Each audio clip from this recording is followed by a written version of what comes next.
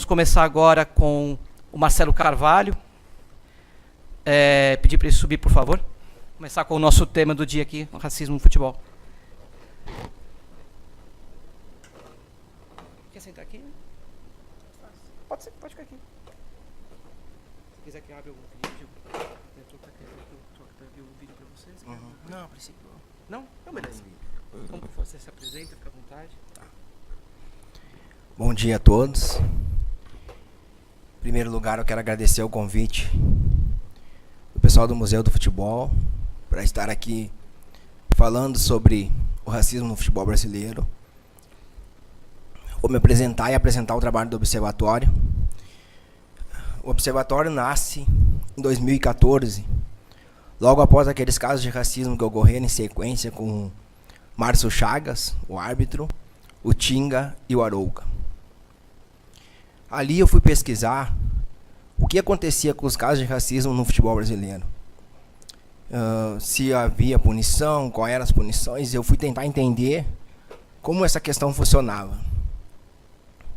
Não achando muita informação, eu resolvi criar esse projeto do Observatório da Discriminação Racial no Futebol, que nasce com... Pode ser.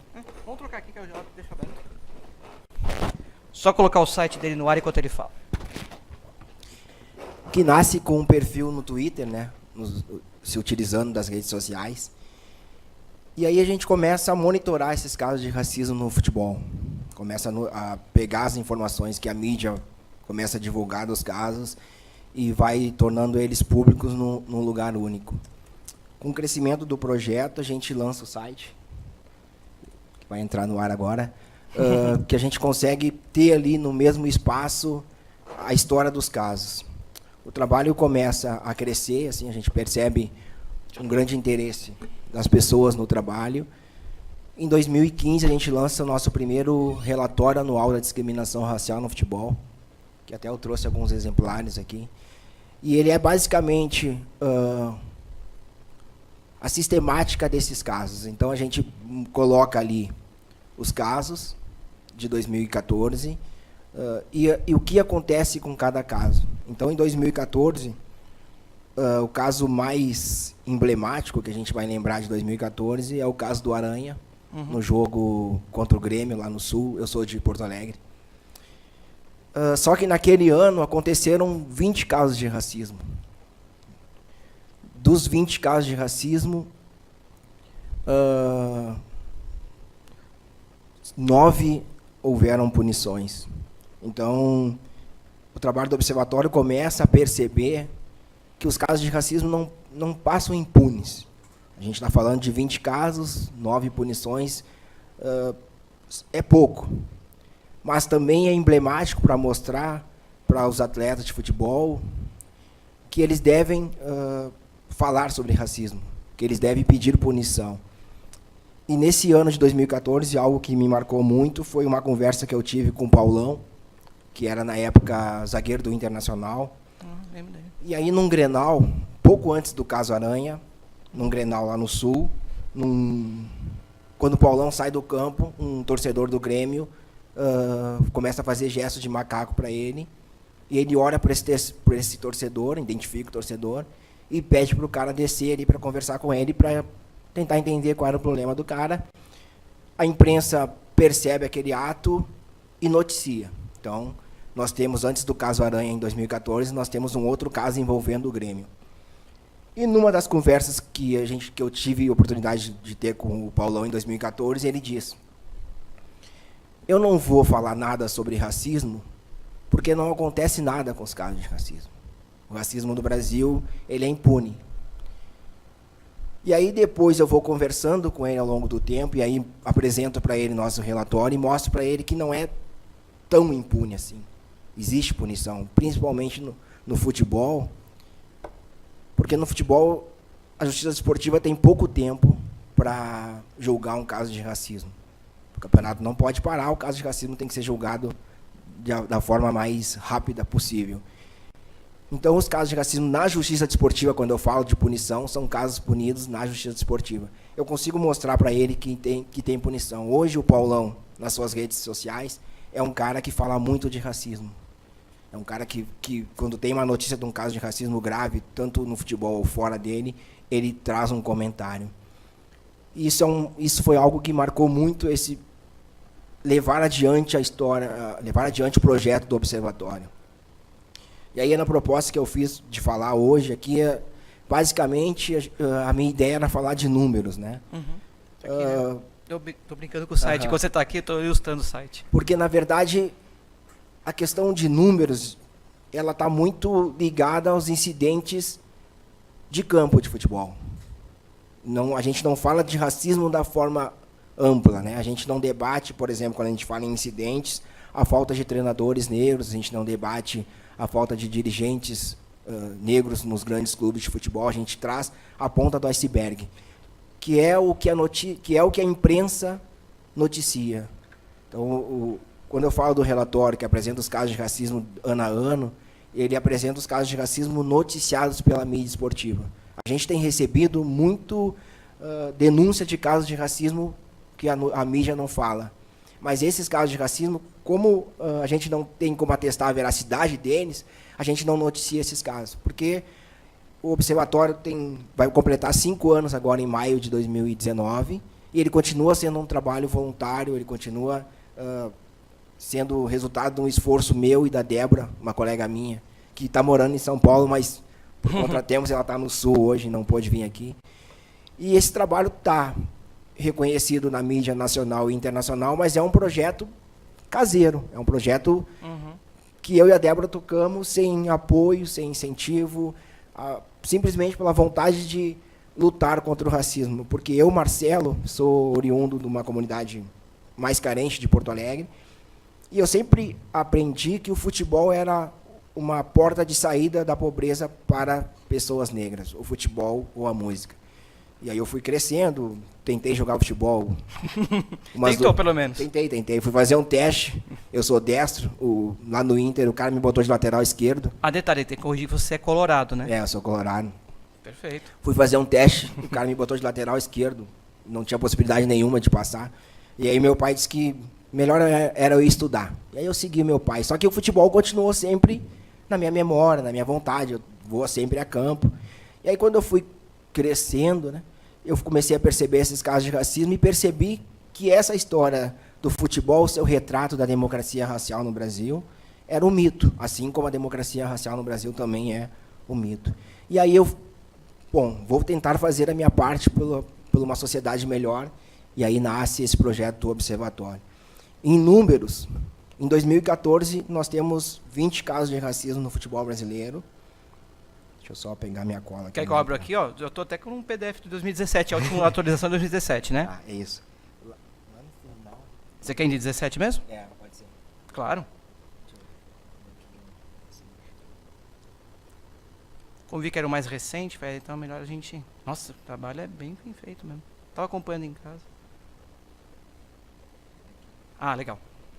Basicamente, os casos noticiados pela mídia esportiva de racismo no futebol, em 2014 são 20 casos, em 2015 são 35 casos, em 2016 a gente tem uma diminuição dos casos de racismo, a gente tem 25 casos de racismo, em 2017 nós temos 43. Nossa. Mas a diminuição dos casos de racismo em 2016, ela não acontece por nenhum trabalho feito por federação, por nenhum trabalho de clube, ele acontece de forma casual. E aí a gente tem um aumento dos casos em 2017, e nós estamos trabalhando com os casos de 2018, que é o do ano passado. Nós temos basicamente uns 49, 50 casos. A gente analisa os casos, a gente vai atrás da fonte, a gente liga para as federações, para o STJD, para tentar ter cada vez mais informação de súmula, de notícia, para apurar bem os casos de racismo. Porque uma das coisas que a gente percebe que acontece no futebol brasileiro com os casos é assim: um caso de grande repercussão, no primeiro momento o tribunal ele julga e ele pune. Então a gente tem um caso bem emblemático como exemplo, que é um caso no futebol gaúcho, Campeonato Gaúcho, um jogo entre Novo Hamburgo e São José, onde o atleta do São José sofre racismo, tem um torcedor do lado de fora gritando macaco o tempo inteiro quando ele pega na bola, e ele é do sistema não posso dizer que ele é do sistema de som, mas o Novo Hamburgo tinha uma Kombi com alto-falante. E o cara que estava com o microfone era esse senhor. E sem o microfone, cada vez que esse zagueiro do São José, o Wagner, pegava na bola, ele chamava o Wagner de macaco. A mídia noticia, aí tem toda aquela repercussão que a mídia faz em cima dos casos. O Novo Hamburgo é punido, uma multa de R$5.000. Baixinho, E aí, né? naquele primeiro momento... primeiro que a multa sempre baixa, né? Para um clube de futebol, a multa é sempre baixa. Baixa mesmo. Mas no primeiro momento que a mídia está em cima do caso, o Novo Hamburgo é punido. Depois, o Novo Hamburgo entra com recurso no pleno, e aí, como ninguém mais está de olho naquele caso, ele é absolvido. E aí, a mídia não tem uma nota sobre a absolvição naquele caso. Aí a gente tem que correr atrás, por isso que o relatório, às vezes, demora tanto para sair, porque a gente vai tentar correr atrás das informações. Assim. E desse jogo que acontece, com os casos de racismo, tem um caso bem emblemático no Sul, em 2014, que é o do Márcio Chagas, do árbitro.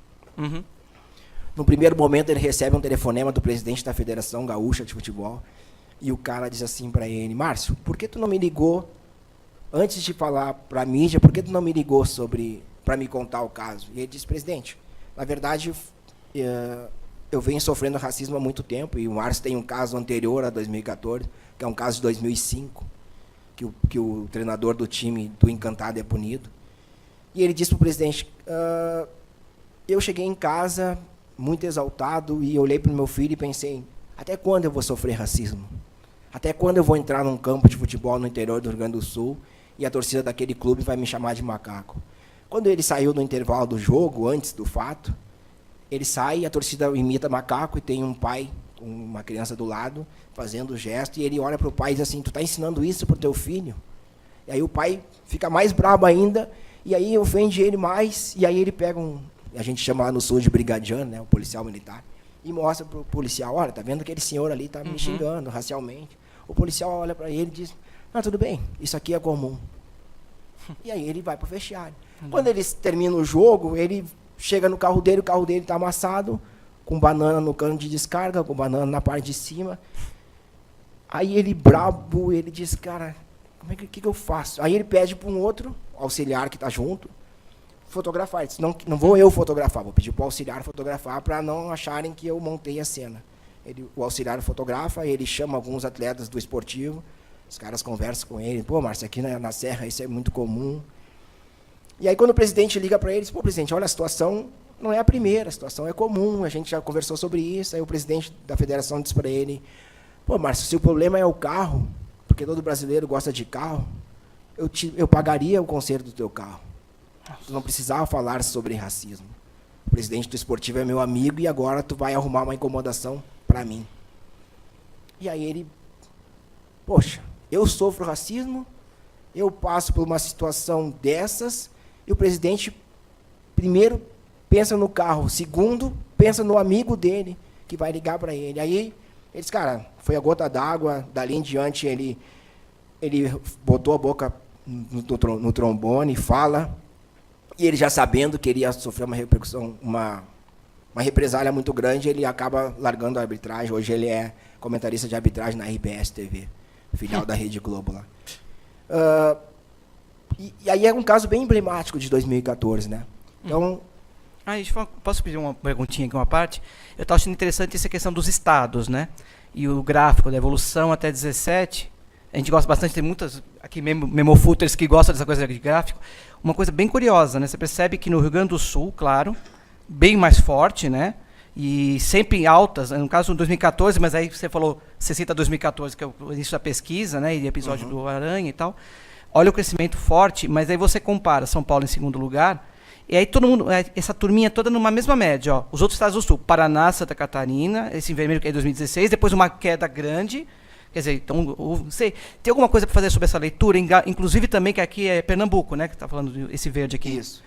Dos 4 anos que a gente fez um pouquinho desse gráfico aqui, eu achei ele bem interessante. Dos 4 anos que a gente fez o trabalho até agora, o Rio Grande do Sul só não é líder nos casos de racismo num ano, que ele foi ultrapassado por São Paulo. Nos outros 4 anos, o Rio Grande do Sul é o estado que tem mais casos de racismo. Nossa. E aí foi interessante que, num programa de TV, na Sport TV, o Rizek pergunta para um jornalista do Sul, Uhum. por que isso? E aí o jornalista, não, desconversa, né? Uhum. Não, o Rio Grande do Sul não é o estado mais racista. E é uma pergunta que eu sempre ouço, né? O Rio Grande do Sul é o estado mais racista do Brasil? Eu digo, olha, em números do relatório, sim. Do futebol Do especificamente. futebol E especificamente. suposto caso, né? Isso. Suposto caso É, porque a gente também coloca no observatório que é um suposto caso de racismo. Primeiro que ele vai ter que ser julgado. Uhum. O caso do Márcio Chagas, que a gente está falando aqui, Uhum. o esportivo foi punido, nós estamos em 2019, em 2018. 4 anos depois, Nossa, demorou bem. a Justiça Desportiva julgou o caso do Márcio Chagas. Então, fora da esfera esportiva, demora muito tempo para se provar se foi racismo ou não foi racismo. Além desse levantamento, que é o mais importante, né, que é o mote do objetivo, né? Estava mostrando o pessoal um pouquinho ali do site. Vocês têm um trabalho de engajamento, não só o acompanhamento que eu sei que vocês fazem por conta do relatório, mas vocês têm algum trabalho de engajamento, de motivação das políticas públicas por conta de desvendar, né, junto também as esferas jurídicas também. Como é que vocês atuam? O meu sonho é a gente sair dos números. Os Sim. números eles são importantes para chamar a atenção na sociedade. Uhum. Mas a gente gostaria muito de fazer um trabalho fora dos números, né? Um Uhum. trabalho junto com o clube, com a federação, de prevenção dos casos de racismo. O que acontece, que aí era e depois vai entrar numa outra fala que eu vou fazer com o Marcel. O Marcel, né? Os dois juntos. Os casos de racismo no futebol brasileiro, eles são discutidos quando ele acontece. Então a gente pega o caso Aranha, a gente discutiu muito o caso Aranha. Estava em todos os programas esportivos se discutiu o caso Aranha. Hoje a gente não discute mais o racismo no futebol brasileiro. Por quê? Porque ele não acontece. Ah, não, desculpa, Vanderlei ali, por favor, Vanderlei. Isso que é o grande objetivo do observatório, é fazer um trabalho junto com os clubes de futebol, junto com as categorias de base, de prevenção, de falas, de pegar atletas negros e conversar sobre a importância do negro na história do Brasil. Não só na história do futebol. Mas a questão toda é, qual é o clube de futebol no Brasil, ou federação, que quer falar sobre racismo? Ninguém quer falar. Ninguém quer falar. Fala, Vanderlei. Casa e dentro das escolas. Não, concordo plenamente. Se No falar Brasil, disso dentro das escolas, dentro de casa. no Brasil a gente tem uma Porque lei... no Brasil a gente tem muita família desestruturada que não está mais preocupada em comer do que com esse tipo de coisa, né? Mas é uma coisa que tem que ser abordada, né? Porque isso daí é uma coisa que está na raiz do nosso povo. Se lá no Rio Grande do Sul está sempre liderando essas pesquisas de casos de racismo e tal, eu acho muito interessante que o povo lá se gaba de ser um povo culto, um povo inteligente, e ainda ter esse tipo de atitude e conduta, sabe? Eu acho que é bem por aí. O negócio tem que começar dentro de casa, porque só os clubes não vão resolver nada, na minha opinião. Eu concordo plenamente contigo, e no Brasil nós temos a Lei 10.619, que é uma lei para trabalhar a história do negro no Brasil, para a história não ficar reduzida à escravidão, mas que existe uma grande dificuldade dos professores em implantar isso nas escolas. Os professores reduzem a atuação dessa lei no dia 20 de novembro. Eu estudei em escola particular a minha infância inteira. O único dia que eu não queria ficar dentro de uma sala de aula era o dia 20 de novembro. Porque se eu não fosse o único, eu era um dos únicos negros dentro da sala de aula. A única maneira que a sala de aula me olhava era no dia 20 de novembro. Virar você nas eleições. Também. E a minha história, e eu sempre pensava na minha história negra reduzida à escravidão. Eu sempre tentei resgatar, e hoje tem isso através das redes sociais, um resgate muito grande de pessoas negras que contribuíram para a história do Brasil. Para mostrar para as crianças negras que é possível a gente ser o que a gente quiser. Como eu falei aqui, que eu acreditava que a única maneira que eu podia ascender na vida era através do futebol, porque isso era uma coisa que é nos ensinada, que é passada. A gente tem pouca referência de juízes negros, de doutores negros. Na história do Brasil, a gente tem pouca referência. Agora a Mangueira trouxe, através do Carnaval, a referência de pessoas negras. E a Mangueira foi duramente criticada. Foi mesmo. Porque ela estava fazendo algo que não se deveria fazer na história do Brasil. Mas ela estava resgatando heróis negros. Né? Porque parece que a libertação dos escravos foi um ato de boa vontade da princesa Isabel. Quando, na verdade, existiu muita luta antes daquilo. E quem eram os abolicionistas? Quem foram as pessoas que lutaram para a liberdade dos negros? Essas pessoas estão ocultas. A história da liberdade dos negros se resume no dia 13 de maio, que é uma data que o movimento negro, por exemplo, não gosta de trabalhar. Porque parece que aquilo foi nos dado. Né? Quando, na verdade... isso tem, né? 13 de maio é uma data que... Quando, na verdade, a maioria dos estados do Brasil já não existia mais escravização. Então, mas esse trabalhar com as crianças é muito difícil. A gente está falando de um país que sabe que o racismo existe, mas que não quer falar sobre isso. Que, inclusive, pensa que se a gente não falar sobre racismo, ele acaba. Aliás, falar de acaba ou não acaba, né? Tem um dado Márcio, importante aqui. Desculpa. Licença, o senhor você queria fazer uma pergunta? Desculpa, perdão. Só pedir para as questões, eu vou com o microfone, porque como a gente está transmitindo, a gente não consegue ouvir. Perfeito. A pergunta é a seguinte: no observatório, você chega a fazer uma sintonia fina para distinguir os casos de racismo dos casos de injúria racial? Por exemplo, você se referiu ao caso do Aranha. O caso do Aranha, criminalmente, ele foi tratado pelo promotor público lá no Rio Grande do Sul como caso de injúria racial. São situações diferentes. Uma coisa é ofender a honra de alguém, utilizando como instrumento o aspecto racial. Isso vem previsto no Código Penal. E uma outra coisa de muito maior gravidade, não que a injúria racial não seja, evidentemente que é, mas de muito maior gravidade, é o crime de racismo que atinge um número indeterminado de pessoas. Então, por exemplo, uma ofensa ao Aranha é uma situação e um dirigente de um clube esportivo ir lá e dar uma declaração, por exemplo, olha, no meu clube eu não jogo jogadores negros, isso é racismo. É diferente da injúria racial, porque é muito mais abrangente e atinge um número indeterminado de pessoas. O observatório chega a fazer essa sintonia fina para identificar os casos dentro das respectivas classificações ou vocês ainda não chegaram nesse ponto? Não, como a gente trabalha com futebol, e o nosso norte é o artigo 243G do Código Brasileiro de Justiça Esportiva, que trata racismo dentro de discriminação, e ali dentro do 243G ele não faz essa distinção entre injúria e racismo, nós nos baseamos pelo artigo 243G. Então, todo caso que acontece dentro do esporte, nós tratamos ele como racismo, como está dentro do 243G. Porque quando a gente fala em punição através do 243G. Então, se a gente fosse trabalhar ele fora do futebol, a gente teria que fazer essa distinção entre injúria e racismo. A gente não faz no trabalho e no nosso relatório a gente explica por que não faz, porque a gente se baseia, né, o nosso norte é o artigo 243G, que fala de discriminação por raça, gênero, idade. Então, não tem essa distinção e a gente não pretende fazer. Porque, num julgamento desses casos, como aconteceu com o Aranha, ele demora muito para acontecer. Assim. Como eu estava falando do caso do Márcio, ele foi julgado e, nesse meio tempo, no julgamento, se discute essa questão, se é racismo ou se é injúria. E aí, como a gente quer fazer o trabalho do ano a ano, baseado... A gente tem que ter um norte, né? O nosso norte é o Código Brasileiro de Justiça Desportiva. Vou aproveitar só enquanto ninguém levantou a mão para a Fabi levar o microfone. Acho que um pouquinho do que você falou, que mostra, né, dos 27 casos julgados pelo TJD, STJD, né, em 15 existiu punição em 12 casos de absolvição. Quer dizer, são processos demorosos, que podem demorar 3, 4 anos, você falou, esse exemplo é clássico, e olha só, né, praticamente quase a metade são absolvidos, né, entra nessa coisa, não sei se entra muito em subjetividade, eu não sei... Fala um pouquinho essa coisa dos julgados, absolvidos, que a gente tem acompanhado, especificamente no futebol, o racismo. Um outro recorte que eu fiz, só para dar uma introdução, eu fiz os casos que aconteceram antes de 2014, que é antes do trabalho do observatório. Antes de 2014, nós encontramos em notícias 18 casos de racismo.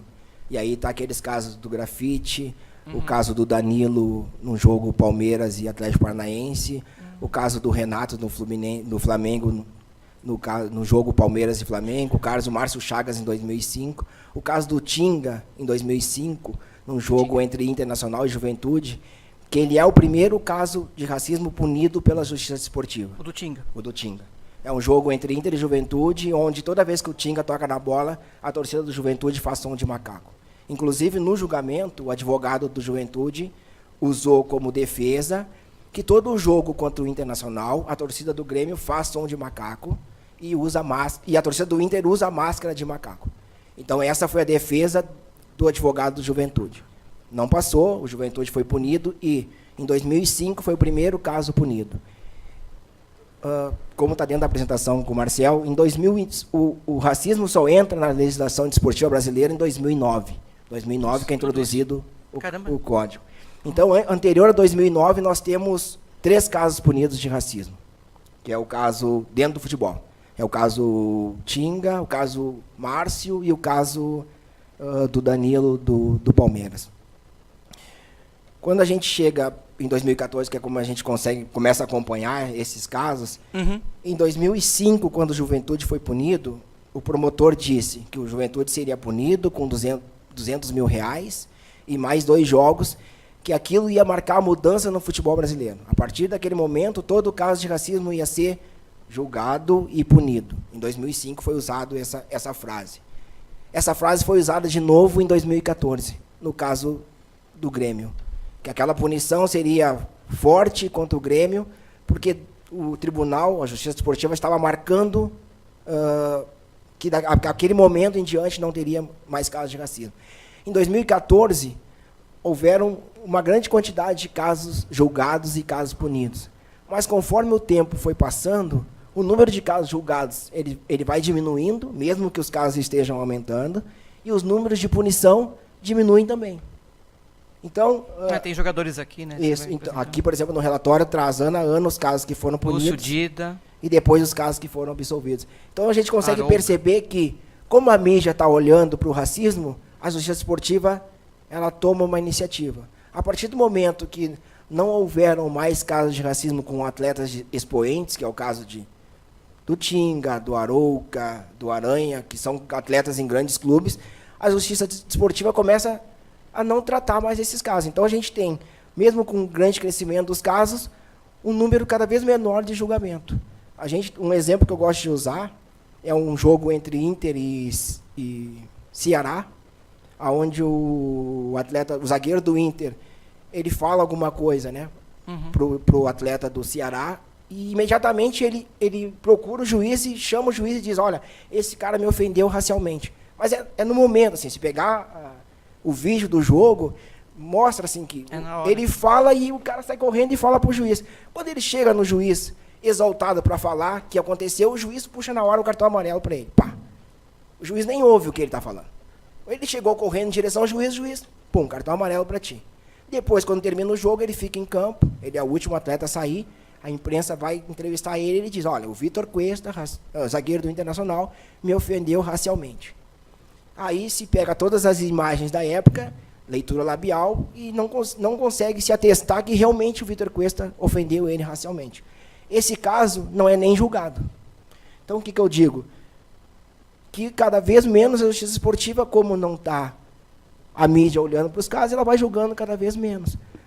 Na minha leitura, dificilmente um atleta de futebol vai fazer o que esse rapaz fez, o Elton.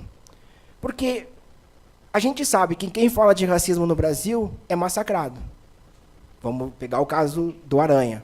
Onde é que o Aranha está jogando hoje? Absolvido aqui também. Entendeu? O Aranha ser um bom ou não bom goleiro de futebol, será que o Aranha está no time que está e caiu porque ele é um ruim goleiro ou porque ele fala de racismo? Eu já li reportagens de dirigentes de clube de futebol que cogitou a contratação do Aranha. O dirigente disse, não, Aranha não, porque não queremos um jogador que fale de racismo aqui. Ele não está preocupado em jogar bola, ele está preocupado em falar de racismo. Não, o Aranha não está preocupado em falar de racismo. O Aranha está preocupado em se defender. A gente se inverteu a lógica desse caso. E se inverte a lógica toda vez que um atleta negro fala de racismo. Tanto é que a dificuldade do trabalho do Observatório ganhar o campo é que quando a gente vai conversar com atletas de futebol, eles... Marcel, eu acho que o teu trabalho é super válido, ele é muito importante, mas eu não gostaria de ser o cara marcado por levantar essa bandeira.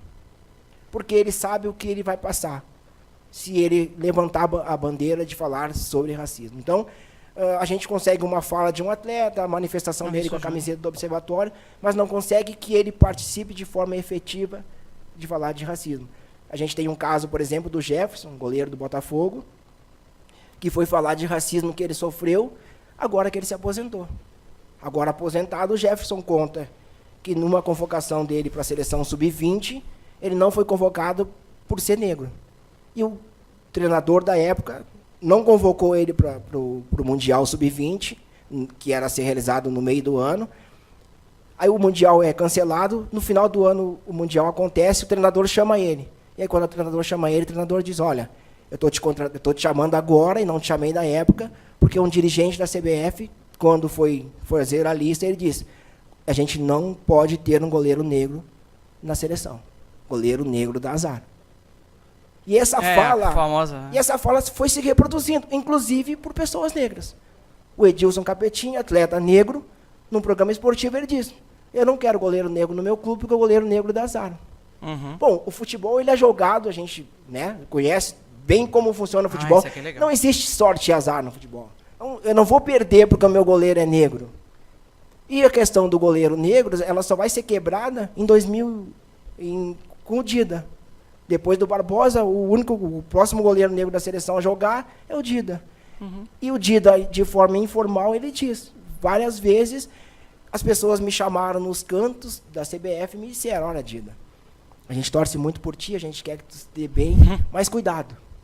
Nunca tome um frango. E outra, nunca tome um gol. É doce. Não, e o conselho é pior, porque o conselho diz assim para ele, nunca tome um gol entre a trave e você, no canto rasteiro. Não, eles fizeram claramente, né?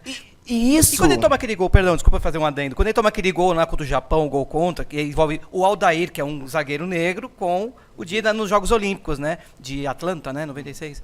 Como é que foi essa cena? Houve alguma coisa na época? Não, dessa época não. A gente, porque aconteceu. Isso, a gente vai pegar casos como o Fabinho agora, na última eliminação na seleção brasileira, que toda a culpa da eliminação do brasileiro, da seleção cai sobre o Fernandinho, desculpa. É o Fernandinho. Cai em cima do Fernandinho, que é a mesma leitura do Barbosa. Assim. Então, tem um trabalho, o Marcel depois pode até me corrigir, que eu não me lembro quem é o autor, que faz um trabalho, uma pesquisa sobre a culpa sempre cair sobre um atleta negro. Tanto que o gol contra inicial dos belgas, claro que o Fernandinho tem a questão lá do 7-1 que ficou muito marcado. A questão do Fernandinho é o gol contra. Sim, não, e outro jogador negro também, que é o Gabriel Jesus. Os dois estão vistos na mesma jogada contra o goleiro branco, que era o Alisson. Né? E gaúcho. Em 50, a gente jogar toda a culpa da derrota do Brasil para o Uruguai no Barbosa é sacanagem, né? E o Barbosa diz, uma das falas dele, ele diz, no Brasil, a lei maior para quem comete um crime é 35 anos. Eu tô marcado para sempre. Aonde o Barbosa fosse, ele era lembrado como o goleiro que tomou aquele gol que o Brasil perdeu o título. Inclusive, o Barbosa foi punido. Punido não. Ele foi proibido de entrar na concentração da seleção brasileira por um treinador do Brasil, que disse que se ele entrasse na concentração, ele ia dar azar para a seleção. Zagallo fez isso. Isso. 93. Então, o pessoal falando. E aí o jogador negro tem que carregar tudo isso. Ele tem que carregar o fato de nunca falhar. Foi o que a mãe do Fernandinho disse. Que quando o Fernandinho fez aquele gol de cabeça contra, ela disse, acabou ele. Deslocado pelo Gabriel Jesus. Mas assim, tem uma coisa importante aqui, o local dos incidentes, né? Estádios 29, internet 11 e outros espaços 3. Vou ver como os números, claro, estádio sempre vai predominar, mas o que é curioso, por conta de mídias sociais, que a gente vive nesse momento, tal, internet 11, né? Voltando naquela questão desculpa, perdão. Não, para trabalhar, mas dentro desse tema, para trabalhar sobre injúria e racismo, como a gente trabalha numa coisa só, a gente começa a perceber o crescimento dos insultos nas redes sociais, né? Uhum. Hoje a rede social, as pessoas acreditam que é uma terra de ninguém, onde elas podem falar o que elas bem entenderem. Uhum. Então a gente consegue perceber. O primeiro relatório foram 20 casos de racismo, 19 em estádios e 1 na internet. Depois a gente vai percebendo o crescimento de casos na rede social. E ali outros espaços, quando a gente cita, são programas esportivos que reproduzem o racismo. Entendi. Então, por exemplo, dentro desses outros espaços está o caso do 10% aqui, né? Do Edilson Capetinha, que falou, você falou agora, da questão do goleiro. Está o caso de um outro jornalista também que cita, quando tem um jogo da seleção africana, ele diz, esses negros maravilhosos, Luiz Roberto. Não chega a ser esse caso. Não é esse caso, né? Porque mesmo que eu perceba, ou que eu entenda, ou que eu ache que aquilo é um racismo, se ninguém na mídia esportiva noticiar como suposto racismo, a gente nem coloca no observatório. Então, Entendi. a minha leitura, ela pouco... A sua leitura não é isso. Isso, Entendi. ela pouco influencia Não, é bem importante ser nos assim mesmo. números. Em termos de número, basicamente é esse o trabalho que a gente faz, esses são os números que a gente apresenta, mas o que a gente gosta sempre de frisar nós estamos falando só da ponta do iceberg. Nós estamos só falando da parte mais visível da questão do racismo no futebol, que é os incidentes nos estádios de futebol. Tem fora dos incidentes, ali dentro dos clubes de futebol, a proibição da pessoa negra em estar dentro dos quadros de comando. A gente não consegue tocar nesse tema, porque é muito difícil. É muito difícil um jogador falar o que o Paulo César Tinga falou numa reportagem que saiu esses dias, que ele diz que num clube de futebol ele foi se apresentar para ser um diretor executivo de futebol, e o presidente do clube diz para ele assim, eu até posso te contratar, mas tu tem que cortar o teu cabelo, porque o Tinga usa uns dreads. E aí ele perguntou pro cara, tu quer me contratar ou tu quer contratar o meu cabelo? Então, tem toda essa... Passarelou a situação, né? Passarelou. Tem todas essas O redondo questões, e passarela. assim, né? Por exemplo, a falta de treinadores negros. A gente faz esse trabalho na rede social, a gente divulga casos de racismo, as pessoas vão lá e interagem. Uhum. Mas quando a gente cita a questão da falta de treinadores negros, aparece uma galera para dizer que, pô, o trabalho de vocês era muito bom, até vocês entrar nesse tema que não tem nada a ver. Porque ser treinador de futebol é meritocracia. Se o cara é bom, ele está nos clubes. E aí eu não vou discutir, né? Porque não é eu, Marcelo Carvalho, que está interagindo nas redes sociais, é o observatório. Uhum. Mas dá vontade de perguntar para essas pessoas o número de treinadores péssimos que estão nos clubes de futebol, que não são negros, estão trabalhando. E cadê, por exemplo, Você tem alguns treinadores negros que foram campeões, no Flamengo tem bem o caso, que nunca mais ganharam oportunidade em grandes clubes. E a gente tem treinadores péssimos que estão trabalhando, estão bem empregados. Né? O Roger Machado passou agora pelo Palmeiras. Uhum. A crítica do Roger Machado em cima do trabalho dele ele fala muito bonito, ele é muito calmo, o treinador de futebol tem que ter sangue no olho. Esses dias um dirigente disse, estou procurando um treinador, mas a minha primeira característica que eu quero um treinador é sangue no olho.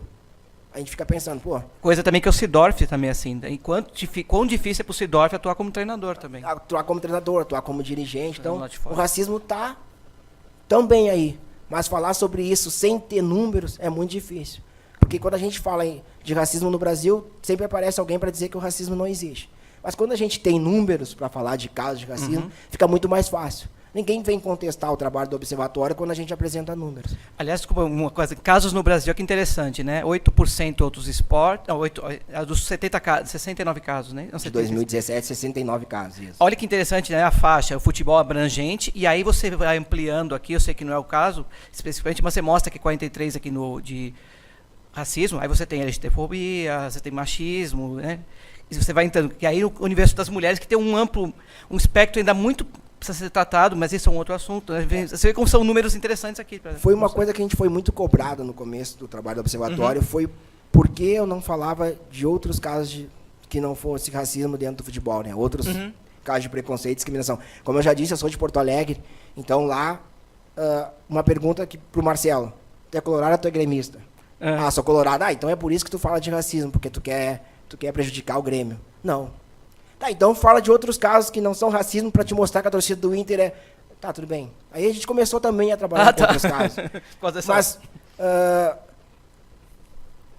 ao longo do trabalho, a gente vai mostrando, vai citando os casos que acontecem na torcida do Inter. Não existe clube no Brasil que não tenha problema com racismo. Não existe clube no Brasil. A gente vai pegar a história de clubes que lutaram contra o racismo, que é o caso do Vasco, né? O clube lutou contra o racismo. Mas todo clube tem... O Vasco tem problema da questão racial. Mas o Vasco, por exemplo, cogitou a contratação do Antônio Carlos para treinador. A torcida do Vasco foi até São Januário e se manifestar que não queria ele, porque o Antônio Carlos tinha se envolvido em 2, 3 casos de racismo. O Antônio Carlos foi contratado pela torcida do Inter, pelo Esporte Clube Internacional. A torcida do Inter, na época, se manifestou dizendo, nós temos uma frase, um slogan, que é o Clube do Povo. Como o Clube do Povo vai contratar um cara identificado em fazer racismo? Ainda não tinha. Na primeira pronunciamento do Antônio Carlos como treinador do Inter, antes de falar qualquer coisa, ele aborda a questão racial. Só que existe uma falha muito grande ali quando ele fala sobre a questão racial e pede desculpa. Primeira coisa que ele diz, eu gostaria de me desculpar com quem se sentiu ofendido. Ou seja, ele não cometeu racismo, mas se alguém se sentiu ofendido, ele pede desculpa. E a outra coisa que ele diz é, eu já paguei a minha pena, eu já sofri demais, como se quem tivesse sofrido pelo racismo foi ele, e não quem ele insultou. E o Antônio Carlos jamais pediu desculpa para o Giovânio. O caso do Antônio Carlos é um jogo entre Juventude e Grêmio. Ele nunca falou com o Antônio Carlos sobre o caso de racismo. Então, ele nunca pediu desculpa pelo que ele fez. Basicamente, é esse o trabalho do Observatório. Como eu já disse, a gente gostaria muito de ampliar, mas é um trabalho voluntário, é um esforço praticamente pessoal meu em manter o Observatório, em entrar em contato com os clubes, com atletas, com federações. A gente conseguiu, por exemplo, ser mais visto, ou mais o trabalho ser um pouco mais notado fora do Brasil que dentro do Brasil. Na Copa do Mundo da Rússia, existiam observadores vendo os jogos das seleções, porque a FIFA estava monitorando os jogos. A Débora, que é minha colega, foi para a Rússia, através do trabalho do Observatório, monitorar os jogos do Brasil. E aqui dentro a gente nunca recebeu um convite sequer da CBF para falar sobre racismo. Quando eu entrei em contato com a CBF para falar sobre racismo, o que eu recebi como resposta é que a CBF já tem uma campanha contra o racismo, que são as faixas que tem do lado do campo com os dizeres "somos iguais". Daí eu questionei se só aquela faixa é algo que lute contra o racismo. E aí acabou, não tive mais resposta. Por Até hoje no vácuo, né? Por enquanto é só, depois eu volto com o Marcel para falar um pouco mais. Obrigado.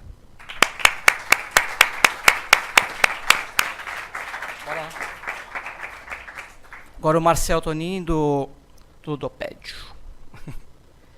E para quem não sabe, eu também não sabia, é um dos que estavam lá nos 16, lá da reunião do Memofute, então ele já é da casa, voltando a casa. Não é isso? Quer que passe para você? Você passa aqui sozinho? Posso, claro, com o maior prazer. Deixa eu baixar aqui o...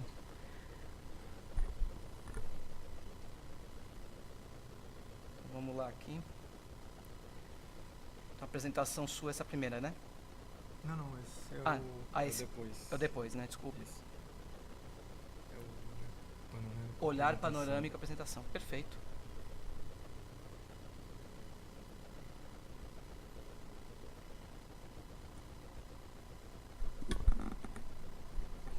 Então, seja bem-vindo, Marcel.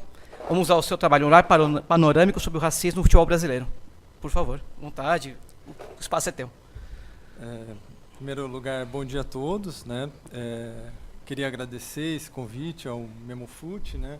Em especial ao Darcio, ao Rodrigo, por esse honroso convite, né?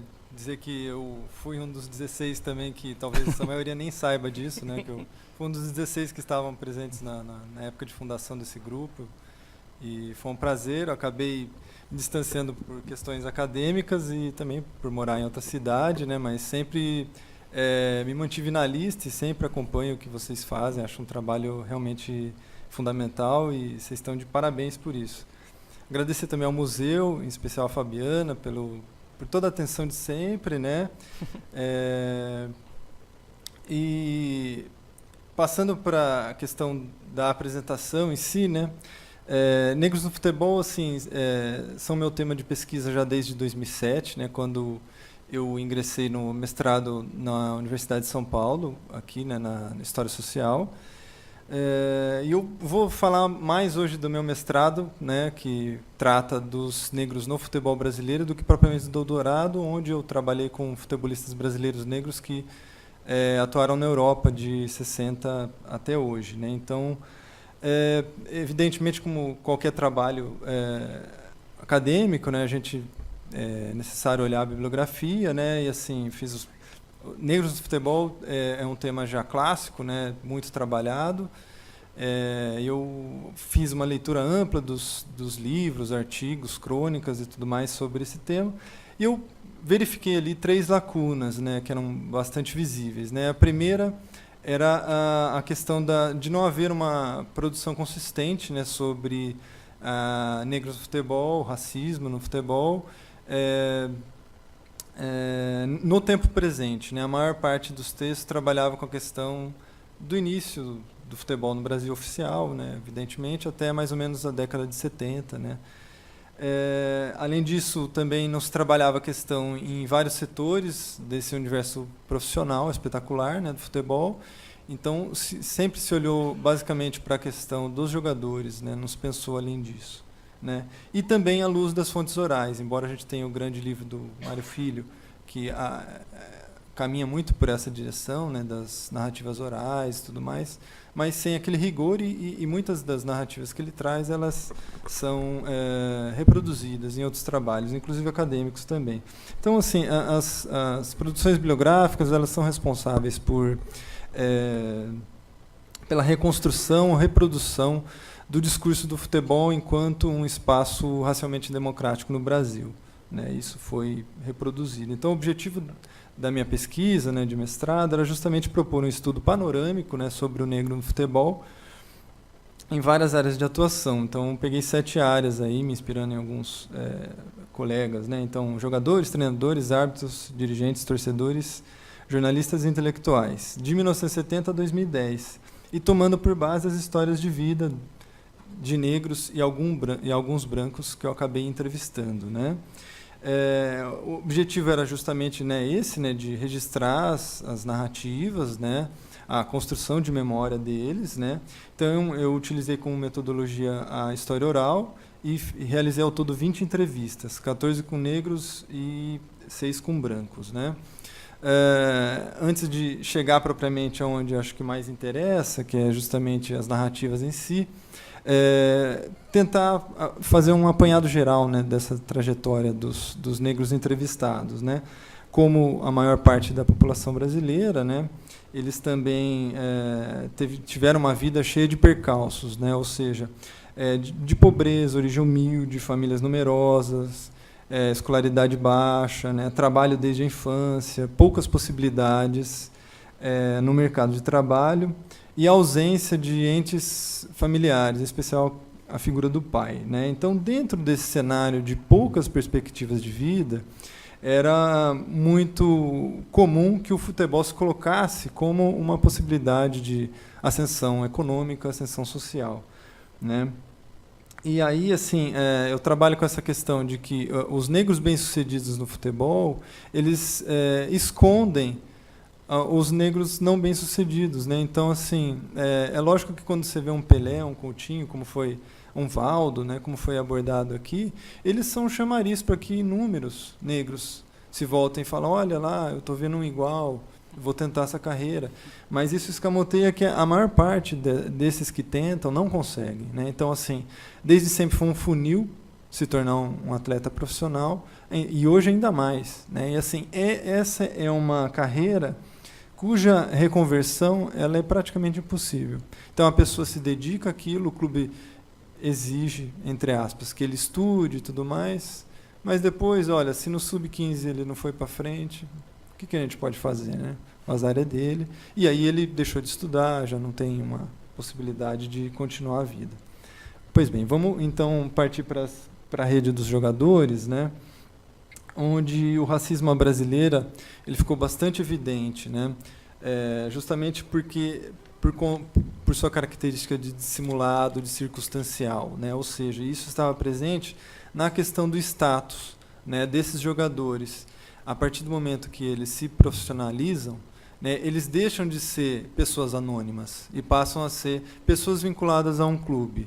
É o Bizi do Juventus, é o Júnior do Flamengo, o Jairo do Caxias, é o Zé Carlos do São Paulo, né? São pessoas que têm status na sociedade, né? E, junto com isso, algum dinheiro que eles talvez nunca imaginassem ganhar, né? E por conta disso, desse status, dessa, entre aspas, celebridade momentânea, eles não vivenciaram tanto racismo no futebol, né? Eles mesmos acabam dizendo isso. No entanto, isso ocorre uma reconversão na fase pós-atleta, né? E essa reconversão, só para dar um exemplo, ela acontece em que sentido? 5 dos 4 entrevistados, eu entrevistei 5 jogadores, 4 deles separaram-se das suas mulheres brancas, loiras, na vida pós-carreira. Ou seja, aquele casamento dele era um casamento de fachada, embora ele levasse a sério, né? E aquele casamento estava baseado num status social e numa questão financeira, né? Então, é nesse momento que eles acabam repensando a própria carreira, né? A discriminação racial, ela foi sofrida por vários atores desse universo, né, segundo eles disseram.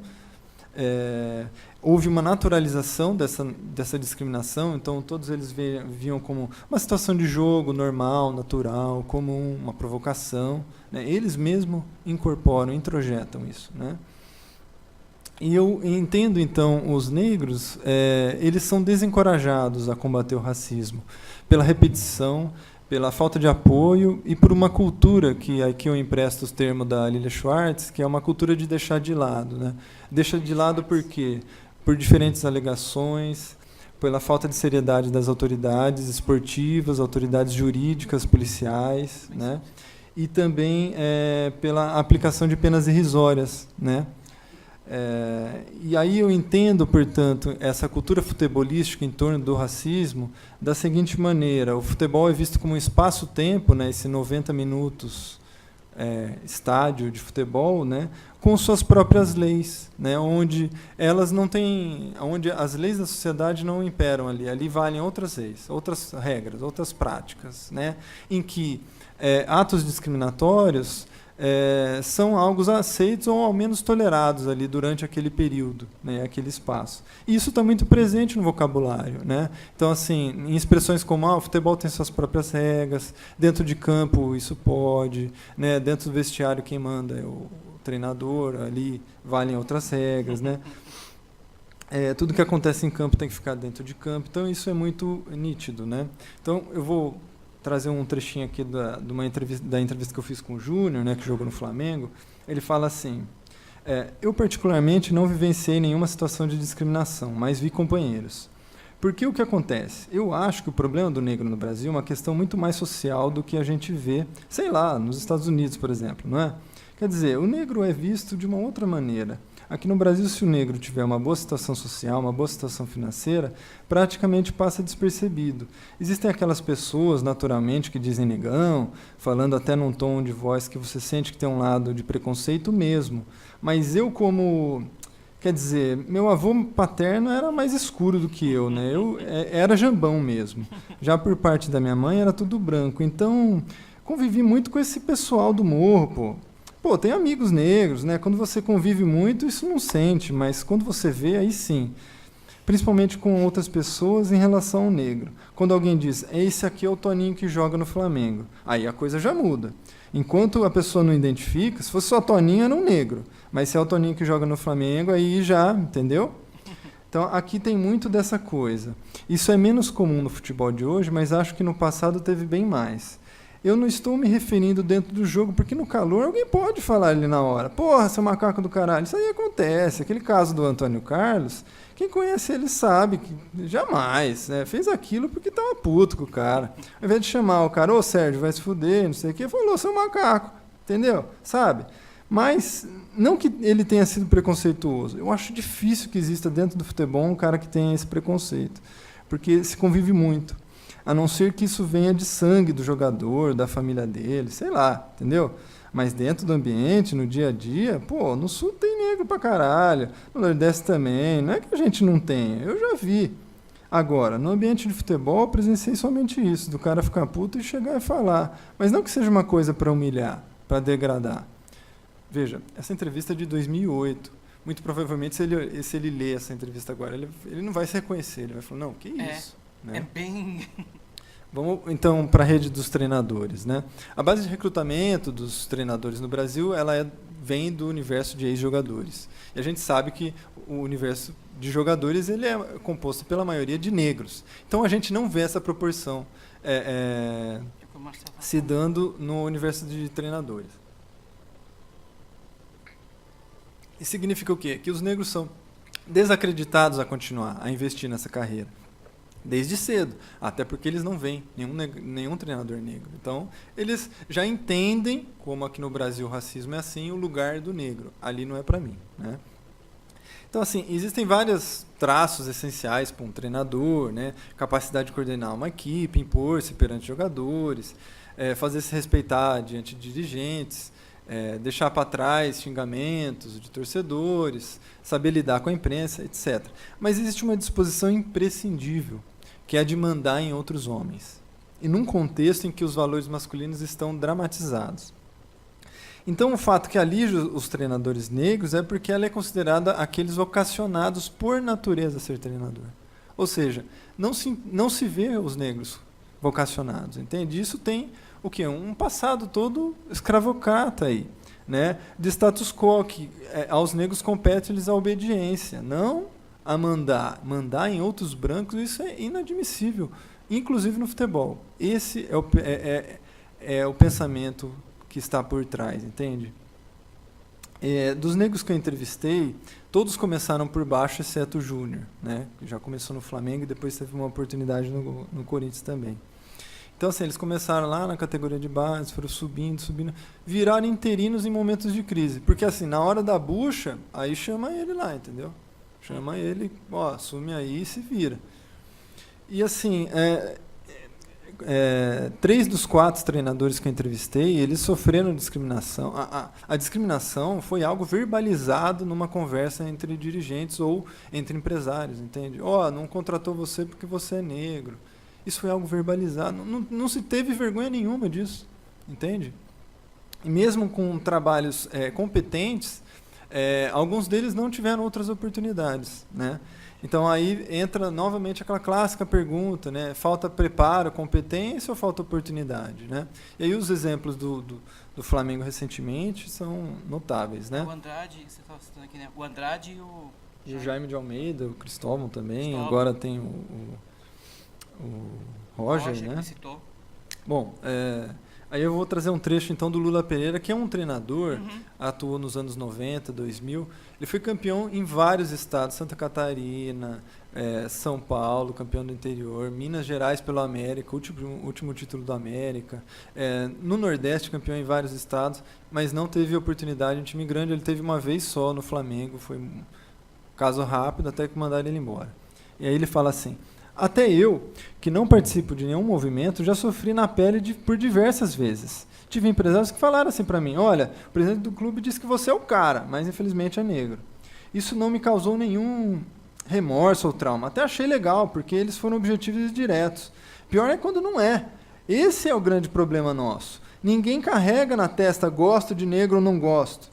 Se carregasse, a gente evitaria o aborrecimento, o constrangimento. É lógico que lá, dentro do meu coração, a gente diz: poxa, não era para ser assim. O homem deveria ter as oportunidades pela sua competência, independente da cor. Mas o que a gente vê no Brasil... Então a gente tem alguns problemas e espero que um dia isso passe para que possamos ter negros, brancos, índios, pobres, ricos, ou seja, a sociedade de uma forma geral vivendo em paz, com as mesmas oportunidades. Porque de uma forma... a gente vive a paz, tendo o branco as melhores condições e oportunidades. O negro, não. O que eu estava falando para você é verdade. Quando eu jogava futebol, não tinha tantos problemas, não. O que existe agora, do cara tentar ofender, chamar de macaco, disso e daquilo, é problema. Mas não é dos piores. Machuca, desencadeia. Mas não, há outras ofensas mais fortes. Uma das coisas que eu falo é que o negro, quando subalterno, ele é aceito. Até porque ele se esmera para fazer tudo melhor que o branco e merecer a oportunidade. Mas para chegar a nível de comando, a coisa pega. Aí é seríssimo. Agora, há um fato difícil de ser diluído. Como é que nós, com tantos jogadores negros, não temos treinadores negros? Nas escolinhas juvenis até temos um ou outro, mas não a nível profissional. Essa é uma realidade. Se você fizer um levantamento hoje, isso é em 2009, Na Série B e na Série A não tem nenhum negro trabalhando. Quando eu digo negro, é igual a mim, ou um pouquinho até mais. Afinal, tem muito mulato por aí. Por exemplo, o Luxemburgo é negro? Não é negro. O Joel é negro? Não é negro. Celso Roth é negro? Não é. E o Serrão? Também não. Negro sou eu, Lula Pereira. Até pergunto, cadê outro? Até para te dar como base, cadê outro? Grita ele. Não tem. A gente tem nas categorias de base, mas não tem a nível profissional. Na Série A e B temos 40 clubes, e mesmo assim não tem nenhum negro. O que poderia estar trabalhando era eu, se tivesse aceitado a proposta do Campinense. E se você for para a Série B, também não, Série C também não tem. Por isso que eu te falo do processo sutil de eliminação. Será que nós não temos, num país tão grande, uns 3 atletas negros com capacidade de ser treinador? É lógico que não é, porque jogou futebol ou porque é negro que tem que ser treinador. Não tem que ser treinador por... Não, tem que ser treinador por competência. Por isso que eu sempre disse a eles, e para todo mundo, se preparem. Eu me preparei para ser treinador, fiz vários cursos. Gosto de fazer isso, mas não vejo negros como técnicos. Então, alguma coisa está errada, né? Volto a repetir, ninguém quer mexer nisso. Ninguém se aprofunda nessa questão. Aí, então, eu parto para a rede dos árbitros, né? Eles sofreram racismo de vários atores também, né? Atletas, dirigentes, torcedores e até colegas de profissão, como vocês vão ver.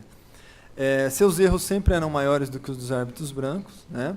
E um deles fala da falta de oportunidade e do processo de fritura. E para isso ele cita, por exemplo, o José Aparecido de Oliveira, que apitou aquela bucha da final do Campeonato Paulista de 93, quando o Palmeiras precisava sair da fila, a Parmalat investiu muito dinheiro e deu tudo errado, enfim. A culpa caiu sobre ele, é claro, né?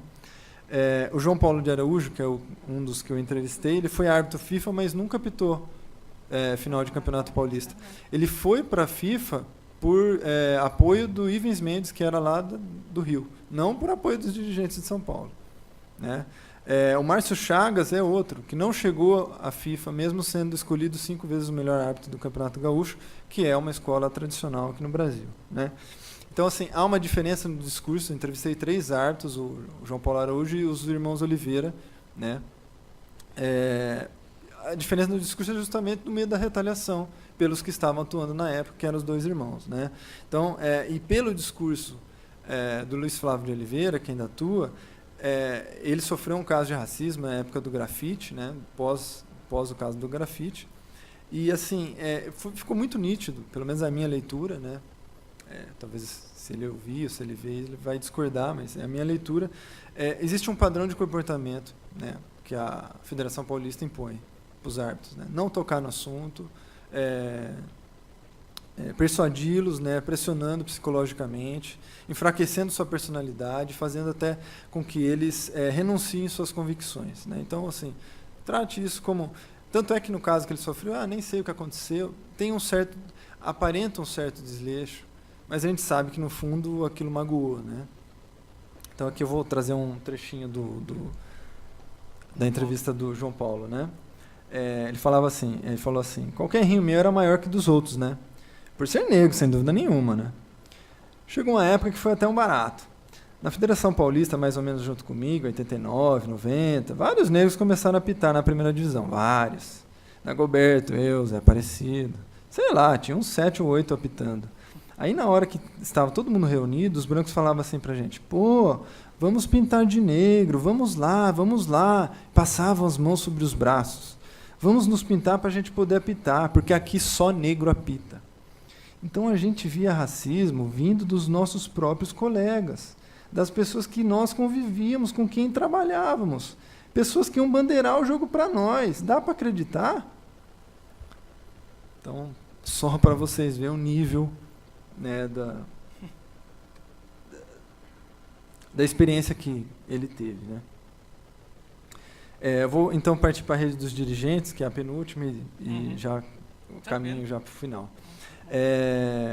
A rede dos dirigentes, sem dúvida, é o espaço mais controlado, né, desse universo do futebol, justamente por lidar com o poder político e também com o poder financeiro, com o dinheiro, né, dos clubes. Então, existe, evidentemente, um critério de classe aí para se tornar um dirigente esportivo, né, E, evidentemente, que dentro desse caráter de classe, o critério racial, sem dúvida nenhuma, está presente, né? Porque para ser dirigente de um clube, tem que ser sócio do clube, tem que fazer política dentro do clube. E que pessoa da camada popular que pode despender o tempo dela para todo esse esforço, né?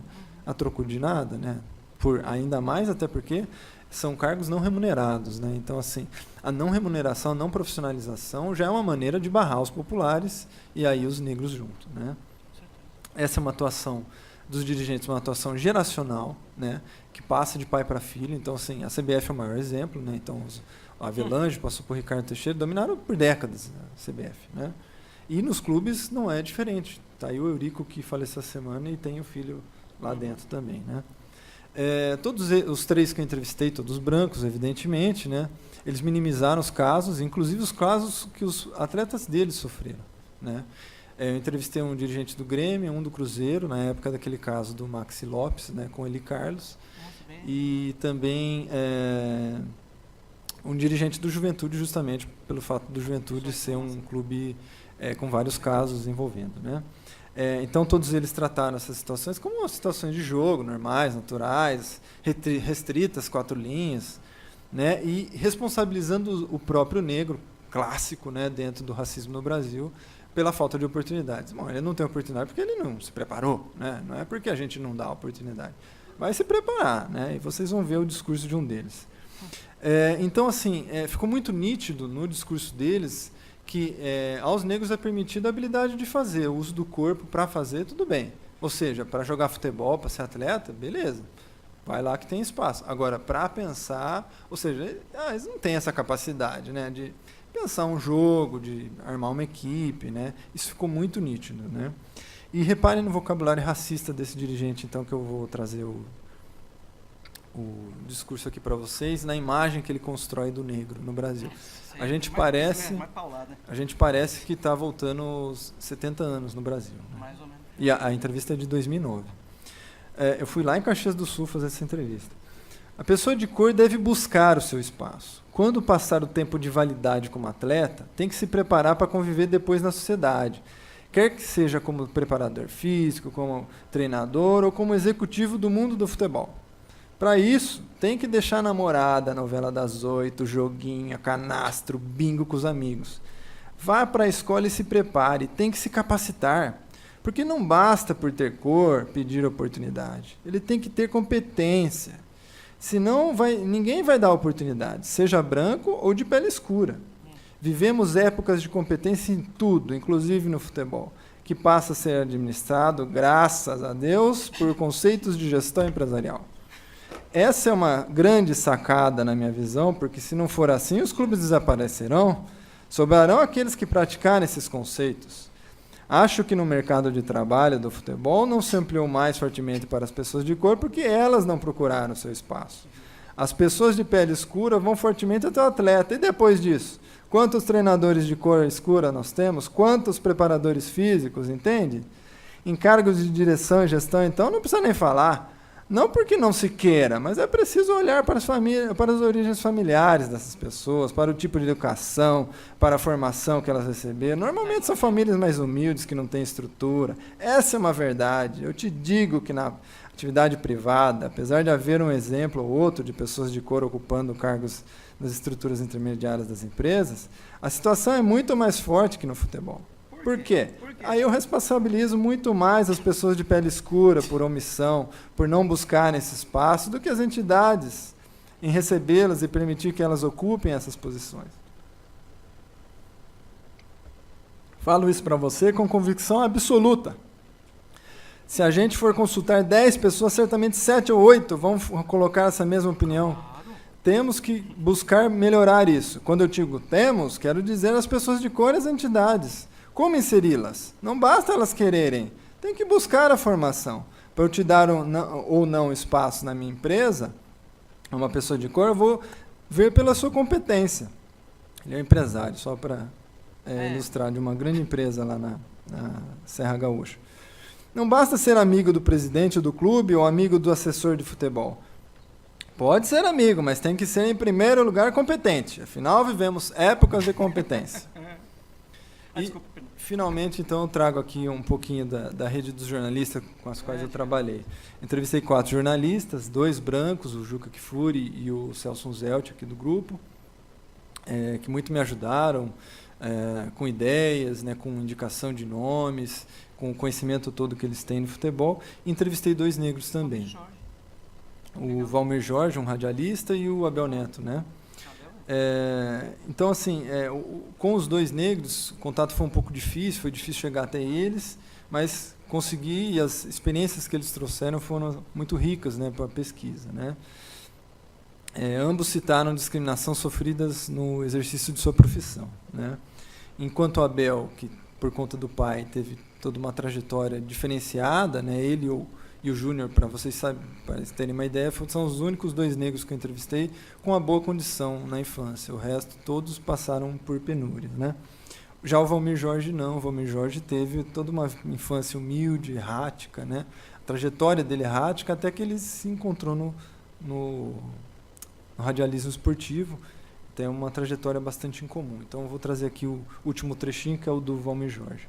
E aí, aqui, assim, eu peço que vocês tenham toda a imaginação de um radialista com toda a capacidade, a bela voz, para poder reproduzir a cena que ele vivenciou dentro do Morumbi, né? No meu caso, eu era repórter, só tinha eu. Aí os caras, pô, esse negão folgado, chegou ontem já, tem que falar assim, aqui é padrão Bandeirantes. Só que eu não fazia só que eu fazia de outro jeito. E os caras começaram a pegar bronca de mim. Voltando, uma daquelas 3 confusões que eu falei foi assim. Uma vez estavam jogando São Paulo e Palmeiras, e o Rony Silva, que inclusive é de Campinas, era o operador da Bandeirantes na época. Nós começamos a discutir por causa do equipamento. Ele estava puxando um fio no lado, e eu falei, se você puxar esse fio de novo, eu vou te dar um puta murro aqui no meio de todo mundo. Ah, debochou ele. Você vai fazer isso? Eu duvido. Quer dizer, o cara não acreditava que eu ia arrumar uma briga dentro do jogo do São Paulo, atrás do gol do Zete. Aí o cara puxou o negócio e eu enchi a lata nele. Inclusive, o Paulo Pinto, que é um repórter muito famoso, pequenininho, que estava no Diário de São Paulo na época, tirou uma sequência de fotos. Eu e o Rony Silva rolamos no chão. Deu polícia, foi uma merda. Tem um livro que os caras fizeram, Meu Jogo Inesquecível, e pegaram o depoimento de um monte de gente. E tem o meu lá, que é exatamente esse. Então o Fiore Gigliotti estava narrando assim, e aí ele imita o Fiore, né? Eu não vou conseguir aqui. 45 minutos, Deus do céu, torcida brasileira. Tem alguma coisa estranha atrás do gol do Zete. O jogo tá parado. Valmir Jorge, o repórter da RB 840, informe. Cássio Ricardo, outro repórter. Aqui na Bandeirantes não passa nada, gente. Não é possível. Azevedo Marques, o repórter solto da Bandeirantes. O que é que está acontecendo, Azevedo? Aí o Dalmo Pessoa. Fiore, parece que está tendo algum problema lá. E os nossos companheiros estão lá ajudando a separar. Está tendo uma briga lá, Fiore. Era Valmir Jorge e Rony Silva rolando no chão na porrada. E o Azevedo tentando separar. A bola saiu na linha de fundo e o Zete. Gente, para. Foi uma merda, cara. Deu justa causa. No outro dia o João Zanforlin, um puta advogado, foi lá e me defendeu junto à direção da casa. Explicou o porquê da briga, né? Aí os caras viram que eu tinha entrado racismo, um monte de coisa na parada. O Zanforlin me defendeu. Olha, Samir, o moleque chegou do interior, humilde, tá crescendo, e os caras ficam xingando ele de negão, macaco folgado. Aí ele perdeu a cabeça. Tá certo. Bom, eles me deram uma semana de folga para esfriar minha cabeça, fui pra praia, voltei e continuei. Entre outros rolos que eu arrumava. Bom, aí começaram a me chamar de pretão. Tudo bem. Mas quando eles me chamavam, ô negão, negão não. Negão tem um monte por aí. Pretão só tem um. Eu sou o único. Porque o preto se fode muito. A história do negão no rádio é foda, cara. Atualmente abriu bem mais. Antigamente ou eu me defendia na porrada ou ficava para trás. Hoje tenho registro de jornalista, já que o Ministério do Trabalho aceitou por tempo de serviço, depois de verificarem a minha contribuição no sindicato. Afinal, só fiz até a 5ª série. Não fiz faculdade, não fui formado em jornalismo. Então, assim, para você ver que, embora tenha esse tom jocoso, né, tem toda uma carga pesada por trás, né, da história que ele traz, né. Então, assim, já partindo aqui para as considerações finais, as narrativas com as quais eu trabalhei, né, elas permitem algumas constatações e algumas conclusões, né? Ou seja, atos discriminatórios eles foram relatados em todos os setores desse universo espetacular do futebol, né? Duas posturas foram bastante nítidas, né? Uma de dissimulação, né, do racismo, né, muito presente no discurso dos dirigentes, é claro, né, brancos, né, e outra de denúncia por parte, sobretudo, dos treinadores e dos árbitros negros, né. A negritude se colocou como uma barreira para a ascensão da carreira deles, né, em especial para os treinadores. E o universo do futebol espetacularizado, portanto, ele também reproduz a estrutura racista do mercado de trabalho brasileiro, em que esse racismo ele se torna mais aparente conforme a gente sobe a hierarquia, sobe essa estrutura racial do mercado de trabalho, né? A possibilidade para os negros, assim, ela se dá muito mais em termos individuais do que em termos coletivos, né? E aí é aquela clássica causa, né, de que a exceção mostra a regra, né? Então, assim, o caso de um João Paulo, o caso de um Lula e por aí vai, mostram que, na verdade, o mercado é racista, né? E aí eu rediscuto uma tese, né, que foi trabalhada dentro da historiografia, que era a de que o futebol seria uma das áreas leves ou moles das relações raciais no Brasil, né? Então, assim, olhando para essa diversidade de entrevistas, eu mostro que a gente precisa pensar o futebol com uma metáfora da lupa e da luneta, né? Então, se eu olhar como uma luneta, olhar a sociedade como um todo, aí talvez o futebol, assim como a música, assim como a dança, vão se destacar como um espaço em que os negros têm uma maior projeção. Mas se eu olhar com uma lupa, lá dentro de sua estrutura, aí a gente vai começar a enxergar as áreas duras dentro dessa área mole, ou seja, as áreas em que os negros têm um lugar específico para atuar, né? Então, assim, o que eu busquei com o meu trabalho, né, foi justamente incluir discursos não contemplados pela historiografia, discursos que não estão em nenhum lugar, né? Então eu procurei fazer a minha própria fonte, né? E também almejando fazer uma história não sobre os negros, mas uma história dos negros, né? Em que eles são o protagonista de suas próprias histórias, né? Não sou eu, Marcel, que vou lá e pego um jornal aqui, uma revista ali e faço alguma coisa, mas que a voz deles fosse o centro do trabalho. Então foi por aí um pouco o meu trabalho, né? E eu não tenho dúvida de que, assim, esse é um trabalho que, embora tenha o seu reconhecimento e tudo mais, mas é um trabalho, assim, que ele abre caminho para muitos outros, porque se muitos outros pesquisadores se desdobrarem em cada uma dessas áreas, falar, pô, vamos pegar aí todos os árbitros negros que já tiveram, vamos fazer uma entrevista com eles e começar a montar, muitas outras coisas vão ser aprofundadas, vão ser conhecidas, né? Então, assim, o caminho está aberto e é profícuo também. É isso aí. Agradeço a atenção de vocês. Peço desculpa aí pelo atraso. Muito bom trabalho, né? Assim, eu proponho uma situação, como são 11h10, a gente fazer um intervalinho agora. A gente volta com o Marcelo e com o Marcel. Parece dupla sertaneja, né? Marcel e Marcelo. E acho que chegou uma pessoa também aqui, né, Marcelo? A Cris, né? Que chegou a convidar aqui também do Marcelo. Voltamos em 10 minutinhos, vamos fazer nossa pausa, nossa foto ali na escada, que a gente sempre faz. Voltamos com eles, fazendo a conclusão juntos, que tem uma proposta deles, e depois com o trabalho do Negro Futebol Brasileiro, que é a última parte da novela que o Fornaza falou que teve... Oi? Fazemos aqui? Fazemos a foto aqui, então, classicamente, né? Não, é complicado as catraquinhas lá mesmo. Fazer aqui mesmo? Perfeito. Então já está aceitado aqui. Vamos fazer nossa foto aqui, um intervalinho aqui, uns 10, 15 minutinhos no máximo. Oi, Gustavo. Oi? Ah, sim. Perfeito. Vamos então fazer a foto aqui mesmo. Intervalinho, na volta, Marcel e Marcelo. A gente conclui o Negro Futebol Brasileiro, última parte daquela novela que está tendo. Vamos lá. Parabéns, cara. Show de bola. Legal, valeu. Nossa, muito bom o seu trabalho. Novela que está tendo. Vamos lá. Parabéns, cara. Show de bola. Valeu. Nossa, muito bom o seu trabalho. Novela que tá tendo.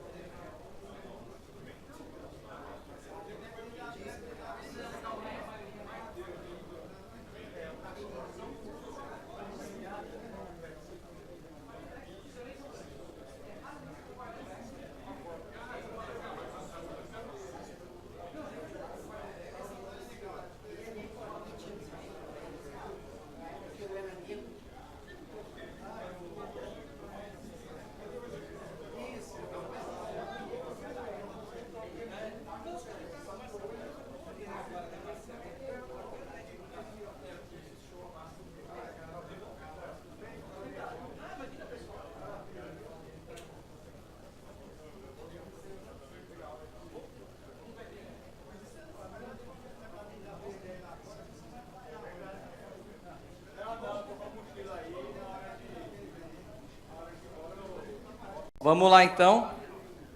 Vou passar aqui os slides e os meninos vão tocando essa apresentação. Bora, palavra de vocês.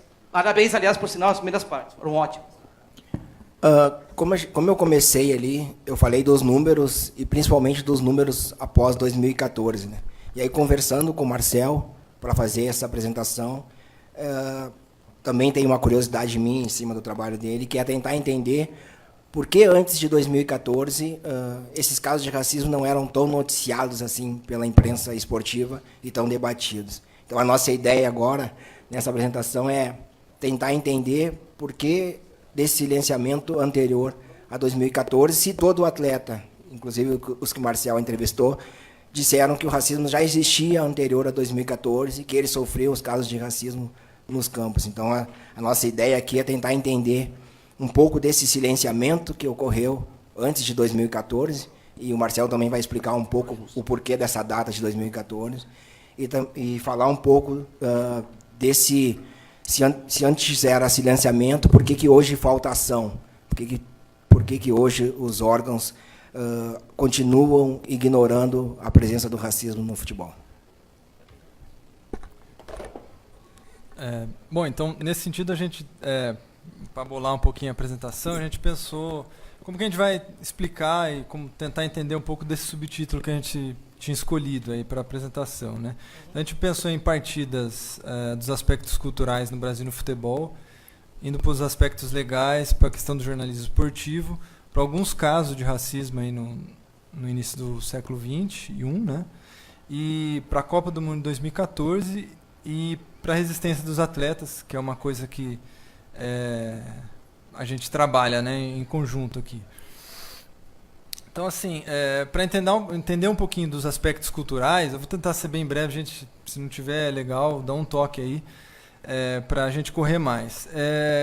Eu pensei na questão da raça, né, do conceito de raça aqui no Brasil, né? Então, assim, existe uma confusão muito clara, tradicional já entre raça e cor no Brasil, algo que está presente na nossa Constituição de 88. Então, lá tem lá o artigo salvo engano é o 5, que mostra essa confusão entre raça e cor, como os termos são homólogos, né, esses dois termos, e são cambiáveis, né? Então, aqui no Brasil, a cor é vista como uma imagem figurada de raça, né, como algo objetivo e natural, supõe-se, né, que é assim.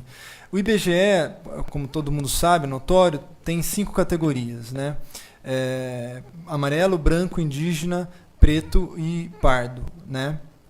Sendo que o negro convencionou-se chamar, embora não seja algo aceito por todos, mas convencionou-se chamar que negro é a junção do pardo e do preto, né? Sendo que o pardo é um saco de gatos, né? Ou seja, ali cabe tudo, né? Cabe a mistura do branco com o indígena, do branco com o negro, do negro com o indígena e tudo mais, né?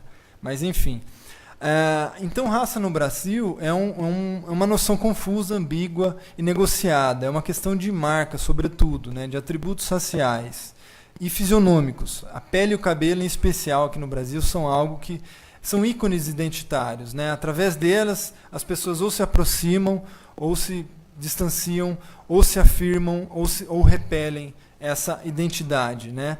Então, todos esses atributos, eles são subjetivos, na verdade, né? Essa autodenominação, ela varia de indivíduo para indivíduo, dependendo da situação econômica, social, do lugar, do tempo, do interlocutor. Então, assim, no meu caso, só voltando para as entrevistas, eu sou branco.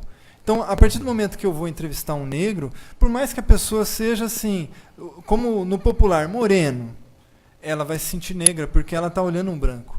E isso interfere diretamente na minha pesquisa, sem dúvida nenhuma. Às vezes, por conta disso, o cara vai falar, o que esse cara está querendo me entrevistar? Não vou falar nada para ele. Se fosse o Marcelo, o cara ia se sentir muito mais próximo, ou ele entende o meu sofrimento. Eu vou contar para ele, né? Então, assim, o próprio interlocutor também interfere nessa concepção de raça aqui no Brasil, né? E é daí que vem o uso social da cor aqui no Brasil, que ela muda conforme a situação, né? E a partir disso a gente entende o efeito de branqueamento aqui no Brasil, né? Ora é mais branco, e aí existe uma questão específica de que o branqueamento sempre foi uma aspiração social dentro da ideologia racial do branco e do negro aqui no Brasil, né? Então, esses traços, eles estão inseridos dentro de uma ideologia, que é a ideologia da democracia racial. Essa ideologia ela foi formulada em 1930, tem como grande mentor o Gilberto Freire, né, que produziu a fábula das 3 raças, ou seja, o Brasil é a mistura do branco, do preto, do vermelho, né? É uma mestiçagem biológica, uma miscigenação cultural. Ou seja, o Brasil passou então a ser o paraíso racial para o mundo. É a imagem construída de si e a imagem comprada pelo mundo, né? E essa ideologia ela é encampada pelo Estado Novo lá nos anos 30, né? Então, onde se inventou uma cultura mestiça enquanto cultura nacional. Vários, né, intelectuais foram embranquiçados, né? Então, com isso, o Estado, o que ele visava? Ele visava incorporar os diferentes grupos para controlar a sociedade, né? Mas essa ideologia ela foi perdendo força com o tempo, sobretudo ali na passagem dos anos 40 para 50, porque teve um projeto Unesco, né, que a ONU investiu nisso no pós-Segunda Guerra Mundial, justamente por conta dos horrores da Segunda Guerra e tudo mais. Pô, o Brasil é o paraíso racial, vamos investir lá, vamos mandar um monte de pesquisador para lá para investigar o que tem lá que faz com que eles tenham relações raciais tão harmônicas, né? Então se fez esse grande projeto Unesco, vieram para cá uma pancada de intelectuais estrangeiros, e a partir daí foi se desmistificando, né? E daqui a pouco eu vou falar um caso que é da Lei Afonso Arino, vocês vão entender isso melhor. Então, assim, parte dessa desmistificação vem com a intelectualidade e vem também do próprio movimento negro. O Teatro Experimental do Negro dos anos 40, com Abdias do Nascimento, é um exemplo disso. Lá nos anos 40, em 1944, ele já criticava a ideologia da democracia racial. Evidentemente, com o movimento negro americano, também influenciou demais o MNU, né, a formação do MNU aqui no Brasil em 78, né, onde se buscou valorizar o negro, buscou conscientizar, buscou entender essa identidade negra, se lutar por políticas de ação afirmativa aqui no Brasil. E a partir daí, então, eu parto a gente entendeu, achou por bem refletir um pouco sobre o racismo no Brasil, que é um racismo que sempre se contrapôs ao racismo norte-americano e da África do Sul, né? Sul-africano. Por quê? Porque aqui o racismo ele é um racismo de marca, é um racismo assistemático, dissimulado, né? A sua ideologia ela é assimilacionista, miscigenacionista, enquanto que o racismo nos Estados Unidos, na África do Sul, ele é de origem, ele é de sangue. Se tem uma gota de sangue, 9 gerações você é negro. Não importa se a tua pele é clara, se não tem traço negro, não importa, é negro. E a pessoa se sente negra, não tem essa dúvida, né? Então lá é um racismo sistemático e manifesto, não é dissimulado como aqui. A ideologia lá é segregacionista, racista. Essa é a grande diferença. Mas isso não significa em falar em racismo melhor ou pior. Todos são abomináveis, todos produzem vítimas. E aí se busca o quê? Justamente entender a formulação desse racismo e as consequências dele. Essa é uma busca. O racismo brasileiro ele desmobiliza as vítimas, justamente porque ele diminui essa coesão pelo compartimento entre negros e pardos, né? Cria essa ambiguidade dos mestiços, né? Dificultando o processo de formação da identidade negra. Então a figura do mestiço ela é manipulada, ora para escamotear os problemas sociais brasileiros, ora para combater políticas de ação afirmativa. E o sincretismo cultural, da mesma forma, ele é manipulado, né? Então não existe cultura negra e história do negro no Brasil. Existe cultura brasileira e cultura brasileira. Todos são mestiços, todos são brasileiros. Não tem. Esse é o discurso que sempre vigorou aqui, né? Então falar de negro no Brasil perde muito sentido num país que se faz e se quer ser visto como mestiço e miscigenado, né? Então, assim, aí eu oponho as ideias, né, entre intelectuais, políticos e jornalistas, né, que não sabem quem é negro no Brasil. Quem é negro no Brasil? Não, que grande dúvida. Os policiais e porteiros nunca tiveram essa dúvida, porque eles sempre barraram. Eles sempre souberam identificar, né? Então, assim, alguns autores tratam o crime de racismo no Brasil como um crime perfeito, justamente porque, além de matar de verdade, matar fisicamente, os negros são os que mais morrem no Brasil, né? Eles matam também pela falta de consciência. Então mata o negro e mata a sociedade como um todo, né? Os não negros, os brancos e tudo mais, né? Então, assim, o racismo brasileiro é um racismo difuso, sutil, evasivo, camuflado, silenciado em suas expressões e manifestações, porém eficiente em seus objetivos, né? Então, partindo para os aspectos culturais do futebol, vocês sabem melhor do que qualquer um a história do futebol no Brasil, mas o campo da cultura sempre foi o campo aquele em que os negros conquistaram, primeiramente, de forma mais visível e menos resistente à sua integração social, isso lá no início do século XX, né?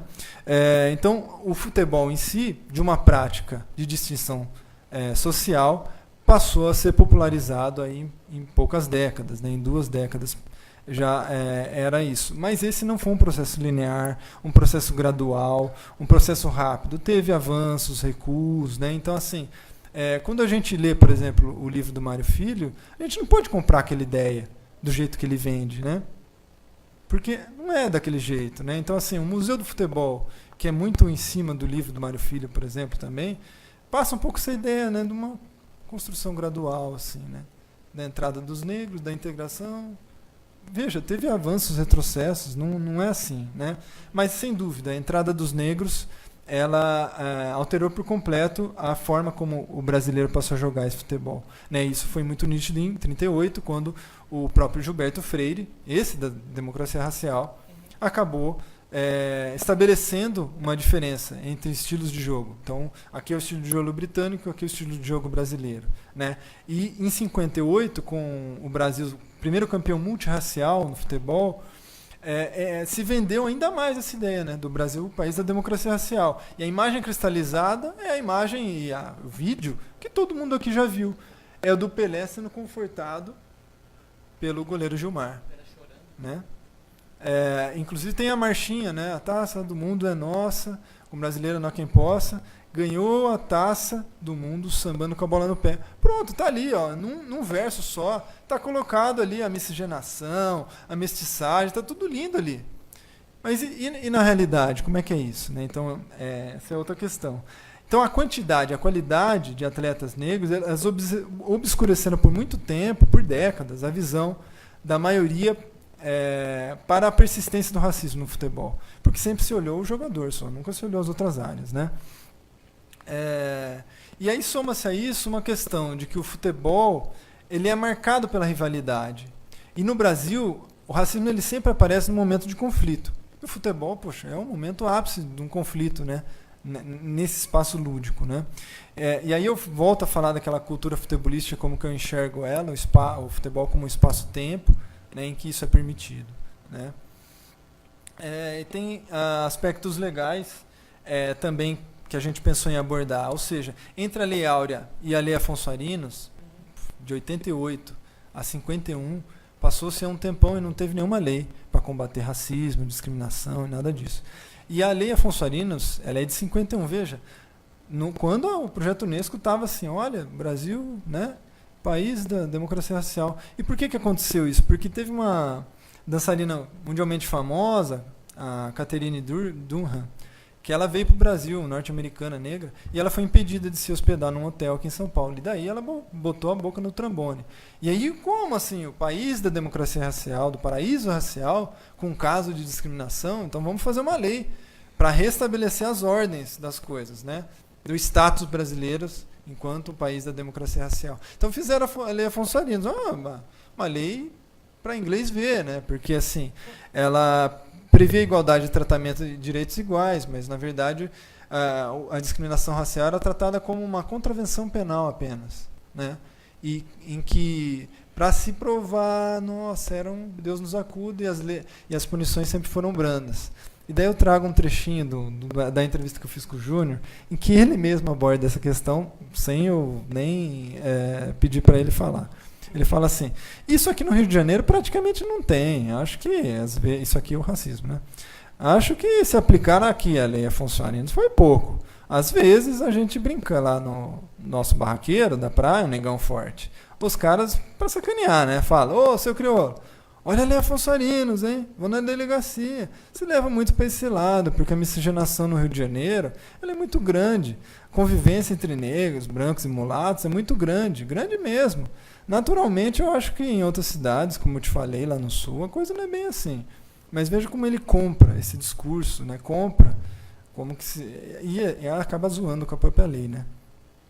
E aí passou-se aí quase de 51 até 89, olha quanto tempo para a gente ter uma lei, né, que foi determinar a igualdade racial e o crime de racismo, né? É a abolição, né? Passou mais de 100 anos, né? E essa lei foi super importante, mas assim, ela também teve os seus problemas, justamente porque ela se pegou na esfera pública e deixou a esfera privada de lado. Essa é outra característica do racismo brasileiro, né? Ele se dá na privacidade, né? Não é no espaço público. Então, quando alguém vira, como eu estava conversando aí, falar assim, não, mas o que você está fazendo isso é racismo. Não sou racista não, que isso? Tenho até amigo negro, minha empregada é negra. Sempre procura se fugir, né, disso, né? Evidentemente, fica à vontade. Só aproveitando o gancho da pergunta que me foi feita sobre se a gente faz distinção entre racismo e injúria racial, mesmo com toda essa lei, a gente não tem no Brasil ninguém preso por racismo, porque todo ato que acontece no Brasil se consegue se colocar como injúria racial. Então, a lei parece ser perfeita, mas a gente não tem ninguém no Brasil preso por racismo. Fora do campo de futebol, tem um exemplo, e aí, como tu disse, isso acontece sempre no calor, né, da discussão. Então, por exemplo, lá no Sul, teve um caso de uma pessoa que foi entrar no prédio e aí estava brigando, e aí a pessoa jogou casca de banana, chamou de macaca, porque tu não pode usar meu elevador. E aí, quando o advogado vai defender, ele diz que aquilo, a pessoa não é racista. A pessoa não é racista, aquilo aconteceu no calor da discussão, inclusive ela trata as empregadas dela como se fosse da família, então jamais ela poderia ser racista, e acaba que se consegue sempre se jogar para o lado da injúria racial, que também prevê punição, mas a punição é bem mais branda do que a questão da lei do racismo. Então, mesmo com toda a lei, a gente não tem ninguém preso por racismo no Brasil, e é uma discussão que a gente levanta muito hoje, para tentar modificar essa lei, para tentar modificar essa questão de racismo e injúria racial, como ela está posta hoje. Então, aí entra a questão de que as autoridades, né, daquilo que eu falei, assim, as autoridades não levam a sério. Elas desqualificam. Você chega lá no policial e fala, não foi bem isso que aconteceu, eu vi ali o que aconteceu, já desqualifica o crime. E depois se vai ainda para o juiz também. Porque, veja, a corte é branca, como que ela vai falar de racismo, entende? Ela não vai falar de racismo. Teve um caso no jogo do Inter. Mais ou menos, tá? Você é branco. Mais ou menos, eu digo isso porque eu sou desembargador, eu tenho vários colegas negros, hoje concurso da magistratura, um número enorme, não apenas de pessoas negras, mas de minorias outras, deficientes, de toda parte. Então, era um quadro que isso pode ser pertinente a um passado, talvez não tão recente quanto você imagina. Então, em termos de informação atualizada, pode dizer que absolutamente, tal, e mesmo colegas brancos, esse tipo de visão, tratar genericamente a magistratura com ele vai ver aquilo, com uma coisa sem importância, porque lá só tem branco, seus colegas são sem branco. Perdão, isso, a menos que você seja específico e define casos concretos pontuais e podemos discutir. Evidente como o caso do Grêmio, né? As pessoas sempre vão duvidar do caso. É o que eu citei aqui do caso do Inter, do jogo Inter e Ceará, é o que eu citei do caso do jogo do Novo Hamburgo e São José. Sempre se duvida do que o atleta está falando. Sempre se quer que o atleta prove o que ele disse. Tem o caso agora do Trellis com o jogo Bahia e Vitória. E aí depois ele usa, dizendo que eu jamais cometeria racismo porque eu tenho um pai que é negro, né, então eu não poderia ter feito racismo, mas está ali, está nítido. O jogador não ia ficar tão exaltado como o jogador ficou, no caso do Bahia, o René Júnior, se não sofresse o racismo que ele está denunciando. Ele não vai inventar uma história dessas num país onde se duvida do racismo que está nítido, que está posto. Eu vou inventar um caso de racismo para sofrer as consequências de quem mostrou, que nem o Aranha mostrou, e está sofrendo as consequências até hoje, porque quando o Aranha volta para a arena, os dirigentes do Grêmio, um dia antes do jogo, dizem na rádio que, olha, filma bem o Aranha, ele é perigoso. Negro perigoso. Esse cara é perigoso, porque esse cara vai poder inventar alguma coisa contra o Grêmio de novo para prejudicar o Grêmio. Então a gente sempre inverte o papel. Paulo César Caju, anos 70. Isso. A gente sempre inverte o papel. Isso aí. Então, quem sofre o racismo ainda tem que sofrer com tudo isso. Então, é muito difícil a pessoa... Eu vou inventar um ato de racismo para me dar bem.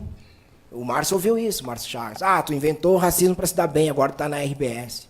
Então, é isso. Assim, é preciso toda uma rede de apoio aos atletas que denunciam. E é o que tem e o que falta muito no Brasil hoje. Assim. Essa rede de apoio aos atletas que denunciam para que a gente possa levar esse assunto adiante, discutir da maneira que ele precisa ser discutido.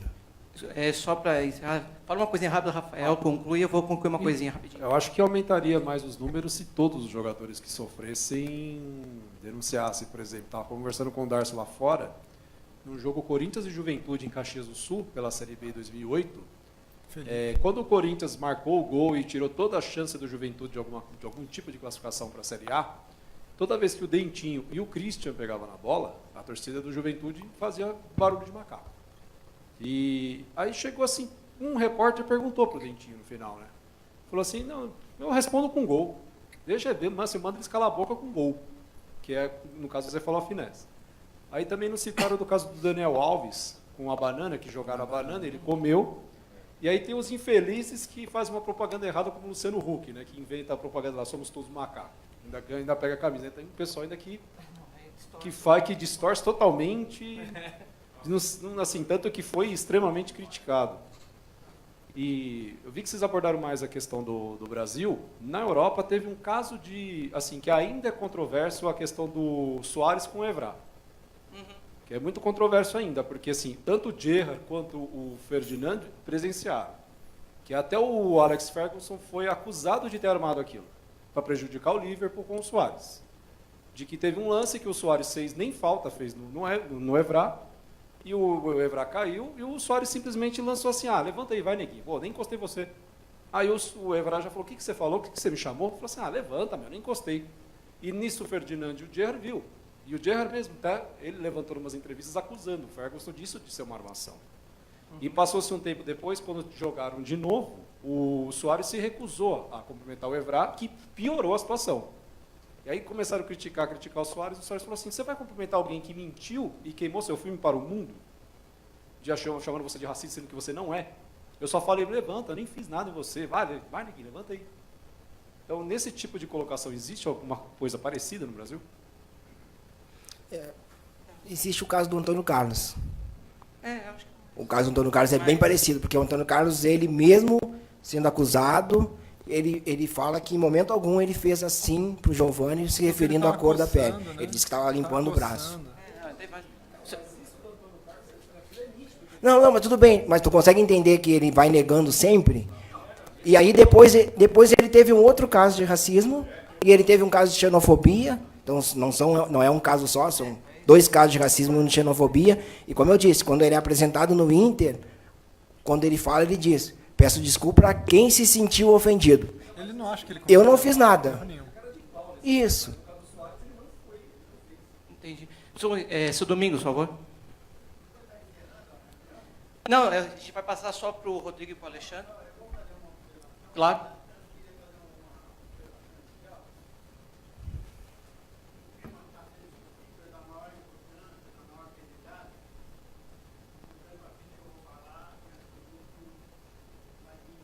Que nós estamos discutindo, que é uma coisa muito séria e importante. Mas eu queria deixar registrado que o São Paulo Futebol Clube é pioneiro. Falou bobagem no Morumbi, vai preso.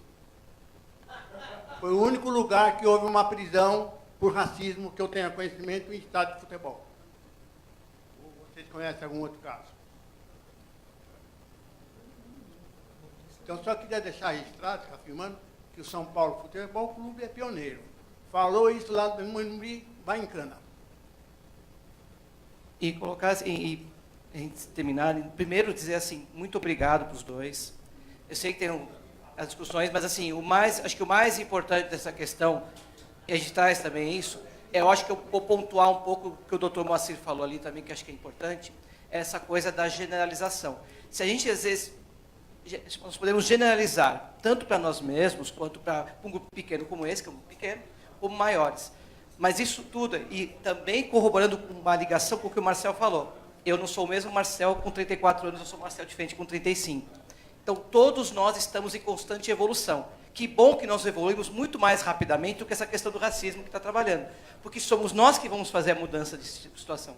Nós é que estamos evoluindo, nós aqui, enfim, ainda mais as situações que nós estamos vivendo hoje no nosso país, o mundo inteiro vive uma situação muito complicada, muito extremada, mas nós estamos evoluindo como Marcel, de 34 para 35 anos, o Dr. Macir apontando a questão da generalização, que nós devemos generalizar, e isso é uma tendência, porque às vezes a gente tem essa coisa do fígado vem junto, e não é fácil, porque também sentimos isso, quando nós sentimos, é passional. A passionalidade, o futebol é passional.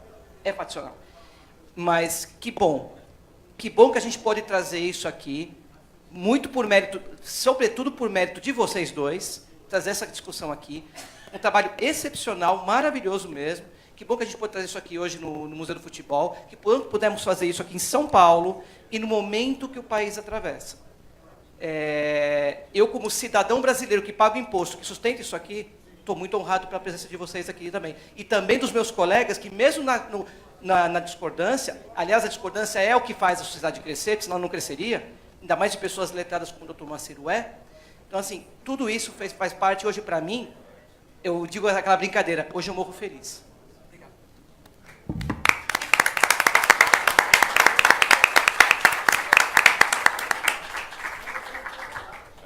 O Dárcio, a gente teria agora a nossa apresentação, dado que a gente vai ter um jogo daqui a pouco, Sim. E que o tema a gente calcula que Uma hora e pouquinho. daria 1h30 de apresentação, eu sugiro que a gente transfira para a próxima semana, para a gente fazer de uma vez só, no próximo mês, Tá bom. para a gente fazer de uma vez só o último capítulo. Perfeito. Então, vamos aproveitar essa deixa. Claro, tem a situação toda. Eles trouxeram material, né? O nosso amigo aqui trouxe material, o Marcelo, da Canela Preta. Tem esse tempinho ainda que a gente pode distribuir esse material dos livros. Tem os livros. Tem os livros também aqui com o Marcel. Acho que pode ficar uma coisa mais informal aqui dentro do espaço, entre nós circulando aqui. O Vanderlei faz aquela arrecadação que tem que fazer. Vou pegar os e-mails das pessoas que vieram pela primeira vez e que tomara que venham mais, porque hoje tivemos aqui provavelmente umas 50 pessoas hoje no grupo, que foi maravilhoso, por sinal. E parabenizar novamente. Agradecer ao Rodrigo e ao Alexandre por essa compreensão. Eles estão aqui, gente. Quiser debater entre grupos também com eles aqui, a gente tem esse tempinho até 1h. É um bom tempo, por sinal, para discutir com eles aqui. Posso fazer um jabazinho? O jabazinho do Marcelo. Aproveitando então que sobrou espaço, vou fazer um jabá. O ano passado, o relatório de 2015 nós lançamos no Vasco da Gama. O relatório de 2016 nós lançamos no Ministério do Esporte. O relatório de 2017 nós lançamos com uma parceria com o Bahia. Então, aproveitar que tem vários torcedores de vários clubes diferentes. O relatório de 2018, nós estamos acabando ele, com uma parceria que está sendo escrito junto com a Universidade Federal do Rio Grande do Sul, a URGS. O Darcy e o Rio, porque quando fala URGS não tem o F.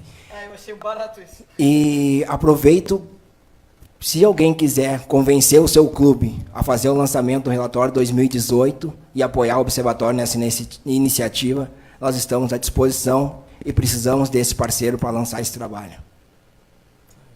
Já que tem tempo, né? Vou deixar um videozinho aqui no tema, que eu acho que essa mulher que esteve presente na vida do Mané Garrincha, que nós admiramos e amamos muito, essa música tem tudo a ver.